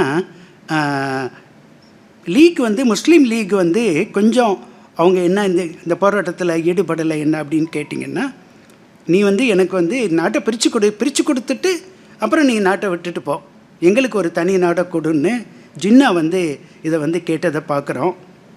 அப்புறம் கம்யூனிஸ்ட் பார்ட்டி இதில் பார்ட்டிசிபேட் பண்ணலை. என்ன காரணம் அப்படின்னா, ரஷ்யா வந்து அது வந்து பிரிட்டன் சைடில் இருந்தது. ரஷ்யா அமெரிக்காலாம் இருந்ததுனால கம்யூனிஸ்ட் பார்ட்டி இதில் பார்ட்டிசிபேட் பண்ணாமல் இருந்தது. அவர் நேதாஜி ஒரு மாபெரும் தலைவர், ஒப்பற்ற தலைவர். நேதாஜி வந்து அவர் ஐஎன்ஏ ஆரம்பித்து அவருடைய போராட்ட முறை தனித்து இருந்தது. இவ்வளோலாம் இருந்தாலும் இது போக பியூரோக்ராட்ஸ், உயர் அதிகாரிகள் வந்து இந்த இயக்கத்தை சப்போர்ட் பண்ணாமல் இருந்தாங்க. இவ்வளோ இருந்தாலும் இந்த போராட்டம் ஒரு பெரிய சக்ஸஸ்ஃபுல்லான ஒரு நாடு தழுவிய போராட்டமாக இருந்ததை நாம் வந்து பார்க்குறோம் நண்பர்களே. ஸோ அதனால் பிரிட்டிஷ் பீப்புள் எல்லாத்தையும் அரெஸ்ட் பண்ணாங்க. நிறைய Congress leadership was cut off from the rest of the world. Okay, நிறைய லத்தி சார்ஜ் நடந்தது. இல்லீகல் ஆர்கனைசேஷன் அப்படின்னு காங்கிரஸ் பார்ட்டியை அவங்க வந்து அறிவித்தாங்க. அதில் இருந்தாலே அவங்க இல்லீகல் பீப்புள், இல்லீகல் மெம்பர்ஸ் அப்படின்லாம் அறிவித்ததை பார்க்குறோம். இல்லீகல், ஆன்டி நேஷ்னல் 2 வார்த்தையை வெள்ளைக்காரன் அதிகமாக பயன்படுத்துவான். அவர் இந்த சர்தார் வேதரத்னம், என்னுடைய ஒரு மாணவர் பிஹெச்டிக்கு வந்து அவர் உப்பு சத்தியாகிரகம் பண்ணிக்கிட்டு இருந்தார். அப்போ நாங்கள் போய் சர்தார் வேதரத்னம் அவருடைய பேரன் இருக்கிறாரு, அங்கே போய் நாங்கள் இதில் வேதாரண்யத்தில் போய் பார்த்தோம். அவருக்கு அவ்வளோ சொத்து இருக்கான். இப்போயே அவர் சொல்கிறாரு, எங்களுக்கு 10,000 ஏக்கருக்கு மேலே இருக்குன்னாச்சு அப்படின்னு சொன்னார். உப்பு நிலம் மட்டும் 10,000க்கு மேலே சொல்கிறாரு. அந்த உப்பு எடுக்கிற அந்த வயல். அப்போ அந்த காலத்தில் எவ்வளோ இருந்திருக்குன்னு பாருங்கள். அப்போ வந்து நெய்யெல்லாம் ஊற்றி தான் சாப்பிடுவாங்கலாம். இப்போ எல்லாத்தையுமே கான்ஃபிஸ்கேட் பண்ணி பறிமுதல் பண்ணி இவங்களை பிச்சைக்காரங்களாக ஆக்கி உட்கார்றது கூட வீடு இல்லாமல் போச்சு. அவங்க அம்மா இவங்கெல்லாம் இருந்திருக்கிறாங்க. இவருடைய அப்பா எம்எல்ஏவாக இருந்தவர், அவர் தாத்தா மந்திரி, அவரும் எம்எல்ஏவாக இருந்தவர். அப்போ வந்து அவன் வந்து அவர் என்ன சொல்லியிருக்கான், ஆன்டி நேஷ்னல் ஃபேமிலி, அதாவது தேச துரோகிகள் அவங்கெல்லாம். அது மாதிரிலாம் சொல்லி தான் வெள்ளைக்காரன் பிராண்ட் பண்ணுவான் ஆட்களை. இல்லீகல், ஆன்டி நேஷ்னல் அப்படின்னு பண்ணுவான். ஓகே, ஸோ இது மாதிரிலாம் பண்ணுறாங்க. இதுக்கிடையில் வந்து அண்டர் கிரவுண்டு மூமெண்ட்டு ரொம்ப ஸ்ட்ராங்காக கம்யூனிகேட் பண்ணுறதுக்காக இருந்தது பார்க்குறோம். இந்த காலத்து இளைஞர்கள் தெரிந்து கொள்ள வேண்டிய ஆனால் தெரியாத தலைவர்கள் வந்து அருமையான அறிவுஜீவிகள். காங்கிரஸ் சோஷலிஸ்ட் வந்து அருணா அசஃப் அலி ரொம்ப முக்கியமான ஒரு தலைவர். அச்சுத் பட்வர்தன், நாங்கள் அவரை போய் சென்னையில் இதில் போய் அடையாறில் போய் பார்த்து பேசிக்கிட்டு இருந்தோம் சார். ரொம்ப சிம்பிளாக இருந்தார். அவ்வளோ பெரிய தலைவர் அச்சுத் பட்வர்தன். சுச்சேதா கிருப்பலானி, அப்புறம் ராம் மனோகர் லோகியா, பெரிய மாஸ் லீடர். பிஜு பட்நாயக், இப்போ இருக்கிற பட்நாயக்கோடைய அப்பா. அப்புறம் சூட்டுபாய் புராணிக், கோயங்கா, ஜேபி எல்லாருக்கும் தெரிந்த தலைவர். இவ்வளோ பேரும் வந்து எமர்ஜ் ஆகி வர்றாங்க. இதில் முக்கியமாக உஷா மேத்தா அவர்கள் இந்த படத்தில் இருக்கிறவங்க நாம் தெரிந்து கொள்ள வேண்டிய ஒரு பெண்மணி. ரீசெண்டாக தான் இறந்தாங்க. அவங்க மும்பையை சேர்ந்த மிகப்பெரிய செல்வந்த குடும்பத்தில் பிறந்தவங்க. மிகப்பெரிய செல்வந்த குடும்பம். ஆனால் அந்த அம்மா 16 வயதிலேயே காந்தியை பார்த்து மனம் மாறினவங்க. பின்னால் மும்பை பல்கலைக்கழகத்தில் பேராசிரியையாக இருந்தாங்க. நான் உங்களை பல முறை சந்தித்து பேசியிருக்கிறேன். அந்த அம்மா பார்த்திங்கன்னா ஒரு 25 கிலோலேருந்து 30 கிலோ தான் வெயிட் இருப்பாங்க. அவங்க வந்து அண்டர் கிரவுண்ட் ரேடியோ நடத்தி மும்பையில் கம்யூனிகேட் பண்ணுவாங்க. இன்றைக்கி இந்த இடத்துல போராட்டம் பண்ண போகிறோம், எல்லோரும் கூடுங்க அப்படின்னு சொல்லும்போது 10 மணி 9:55 வரைக்கும் யாரும் இருக்க மாட்டாங்க. 10 மணிக்கு ஒரு 1000 பேர் வந்துடுவாங்க. அப்படி போராட்டத்துக்கு அவங்க வந்து அந்த கிளாண்டஸ்டைன், அதாவது ரேடியோ ஸ்டேஷன் வச்சு நடத்துனாங்க. அது அவங்க கூட இருந்தவரே ஒருத்தர் காட்டி கொடுத்து ஜெயிலில் போட்டாங்க சார். அவங்க சொல்லுவாங்க, அவங்க ஜெயிலில் இருந்தபோது 6 ஆண்டுகள் அவங்க ஜெயிலில் இருந்திருக்கிறாங்க. அப்போ பார்த்திங்கன்னா அவங்க தங்கியிருந்த அறை வந்து ஏறக்குறைய இந்த சைஸ் தான். இந்த சைஸ் ரூமில் அவங்கள வந்து உள்ளே போட்டு அடைச்சிட்டாங்க.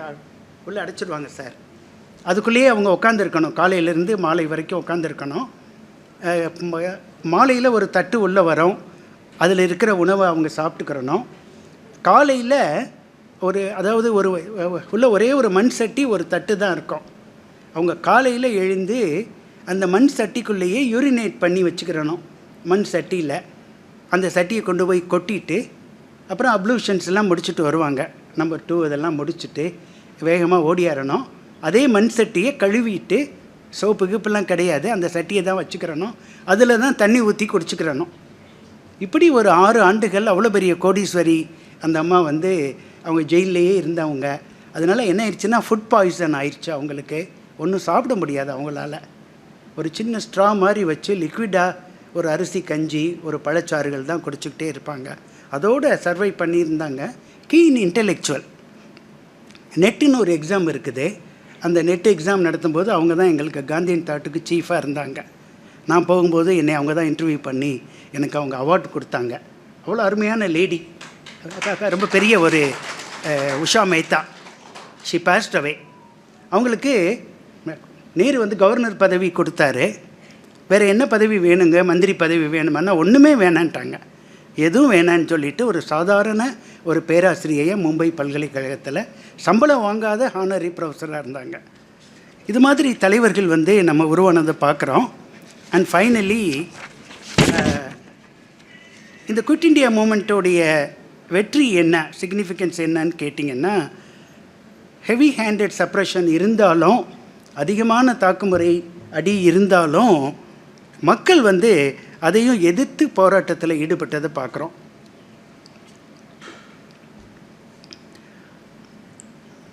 அப்புறம் வந்து அரசாங்கம் சொல்லுது, இல்லைங்க வார் முடியட்டும், வார் முடிஞ்ச பிறகு உங்களுக்கு நாங்கள் கிராண்ட் பண்ணுறோம் அப்படிங்கிறதுனாலும் அதை வந்து முடியாது அப்படின்னு சொல்லிட்டு ரொம்ப ஸ்ட்ராங்காக போராட்டத்தில் ஈடுபட்டதை பார்க்குறோம்.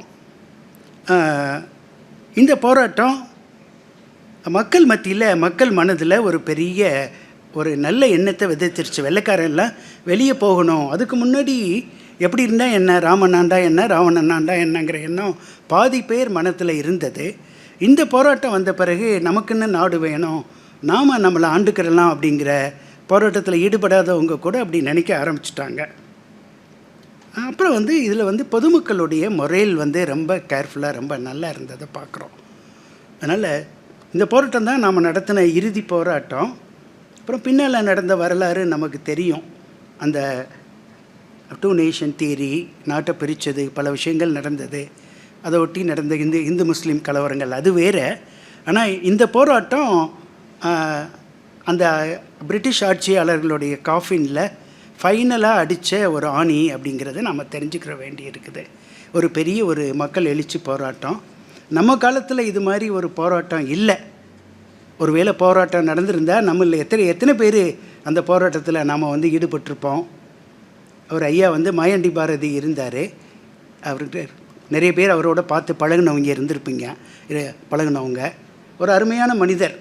அவர் காமிப்பார், இங்கே பாரு ரவிச்சந்திரன், இவ்வளோ பெரிய காயம், போலீஸ்காரன் அடித்தது, இவ்வளோ பெரிய காயம், என்னை அரெஸ்ட் பண்ணி வெளியே வந்தால் கொன்றுவேன்னு சொன்னாங்க.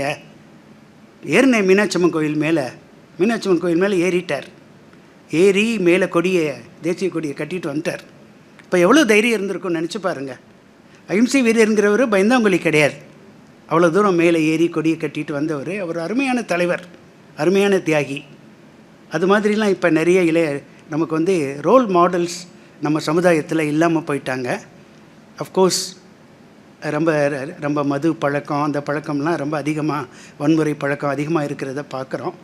ஏன்னா இளைஞர்கள் இதெல்லாம் நம்ம வரலாறை நல்லா தெரிஞ்சுக்கிட்டோம், நமக்குன்னு இருக்கிற பொறுப்பை தெரிஞ்சுக்கிட்டோம் அப்படின்னா நிச்சயமாக தீய பழக்கங்களுக்குள்ளே நம்ம மாட்ட மாட்டோம். ஸோ இந்த போராட்டம் நம்முடைய இந்திய விடுதலைக்கு அச்சிட்டு இன்றைக்கெல்லாம் நாம் ரொம்ப நல்லா இருக்கிறோம். இவ்வளோ அருமையான ஒரு நூலகம், state of the art library நமக்கு கிடைச்சிருக்கு.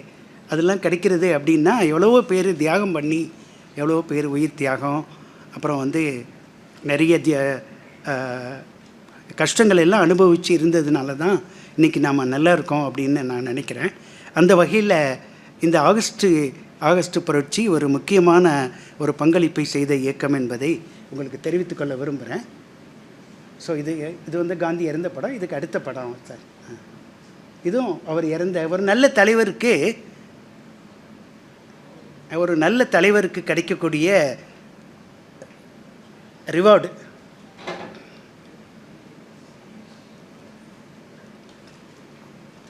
அவருக்கு கிடைச்சது, ஆப்ரஹாம் லிங்கனுக்கு கிடைச்சது, ஜான் எஃப் கென்னடிக்கு கிடைச்சது, இது போன்ற தலைவர்களுக்கெல்லாம் கிடைச்ச ரிவார்டு இதுதான். ஓகே சார், அடுத்த படம். சாரி சார், இன்னும் ஒன்று இதில் 2 நிமிஷம் தான் சார். காந்தினால் இன்ஃப்ளூயன்ஸ் ஆன தலைவர்கள், காந்தியினால் கவரப்பட்ட தலைவர்களில் ஒருவர் அமெரிக்க காந்தி என்று அழைக்கக்கூடிய மார்ட்டின் லூதர் கிங் ஜூனியர். அவர் இந்தியா வந்திருந்தார், மதுரையெல்லாம் வந்திருந்தார். 1959 மதுரை காந்தி புத்தகங்கள்லாம் படிச்சுட்டு போனார். நான் பணிபுரிகிற காந்தி கிராம பல்கலைக்கழகத்தில் 2 நாள் தங்கியிருந்தார். எங்களுடைய ஃபவுண்டர் துணைவேந்தர் தான் அவருக்கு டீச் பண்ணார் காந்தியை. அவரும் அவருடைய மனைவியும் தங்கி இருந்துட்டு தான் பின்னாடி அங்கே போனாங்க. அதனால் அவர் ஒரு பெரிய இந்த அகிம்சை இயக்கத்தில் ஒரு பெரிய தலைவர். டாக்டர் குமரப்பா, டாக்டர் முத்துராஜ் அவர்களுக்கு ஒரு முக்கியமான இன்ஸ்பிரேஷன். அண்ட் கான் அப்துல் அஃபார் கான், நாம் அனைவரும் தெரிந்து கொள்ள வேண்டிய தலைவர். அவர் ஒரு பாரத ரத்னா பட்டம் பெற்ற தலைவர். எந்த பதவி வேண்டாம் அப்படின்னு இருந்த ஒரு பெரிய தலைவர் கான் அப்துல் கஃபார் கான். இது ஃப்ரெஞ்சு காந்தி. பிரான்ஸ் நாட்டில் இருந்து காந்திய வாழ்க்கை முறை ஏற்றுக்கொண்டவர். லான்சா டெல் வாஸ்டா என்று பெயர். இன்னும் அங்கே ஒரு ஆசிரமம் நடத்துகிறாங்க ஃப்ரான்ஸில். யாராவது போனால் தங்கிட்டு வரலாம். எலக்ட்ரிசிட்டி கிடையாது, சாதாரண கூரை வீடு தான் இருக்கும். காலையில் எந்திரிச்சு உழைக்கணும், நீங்கள் மண்வெட்டி எடுத்து வயலில் வேலை பார்க்கணும்.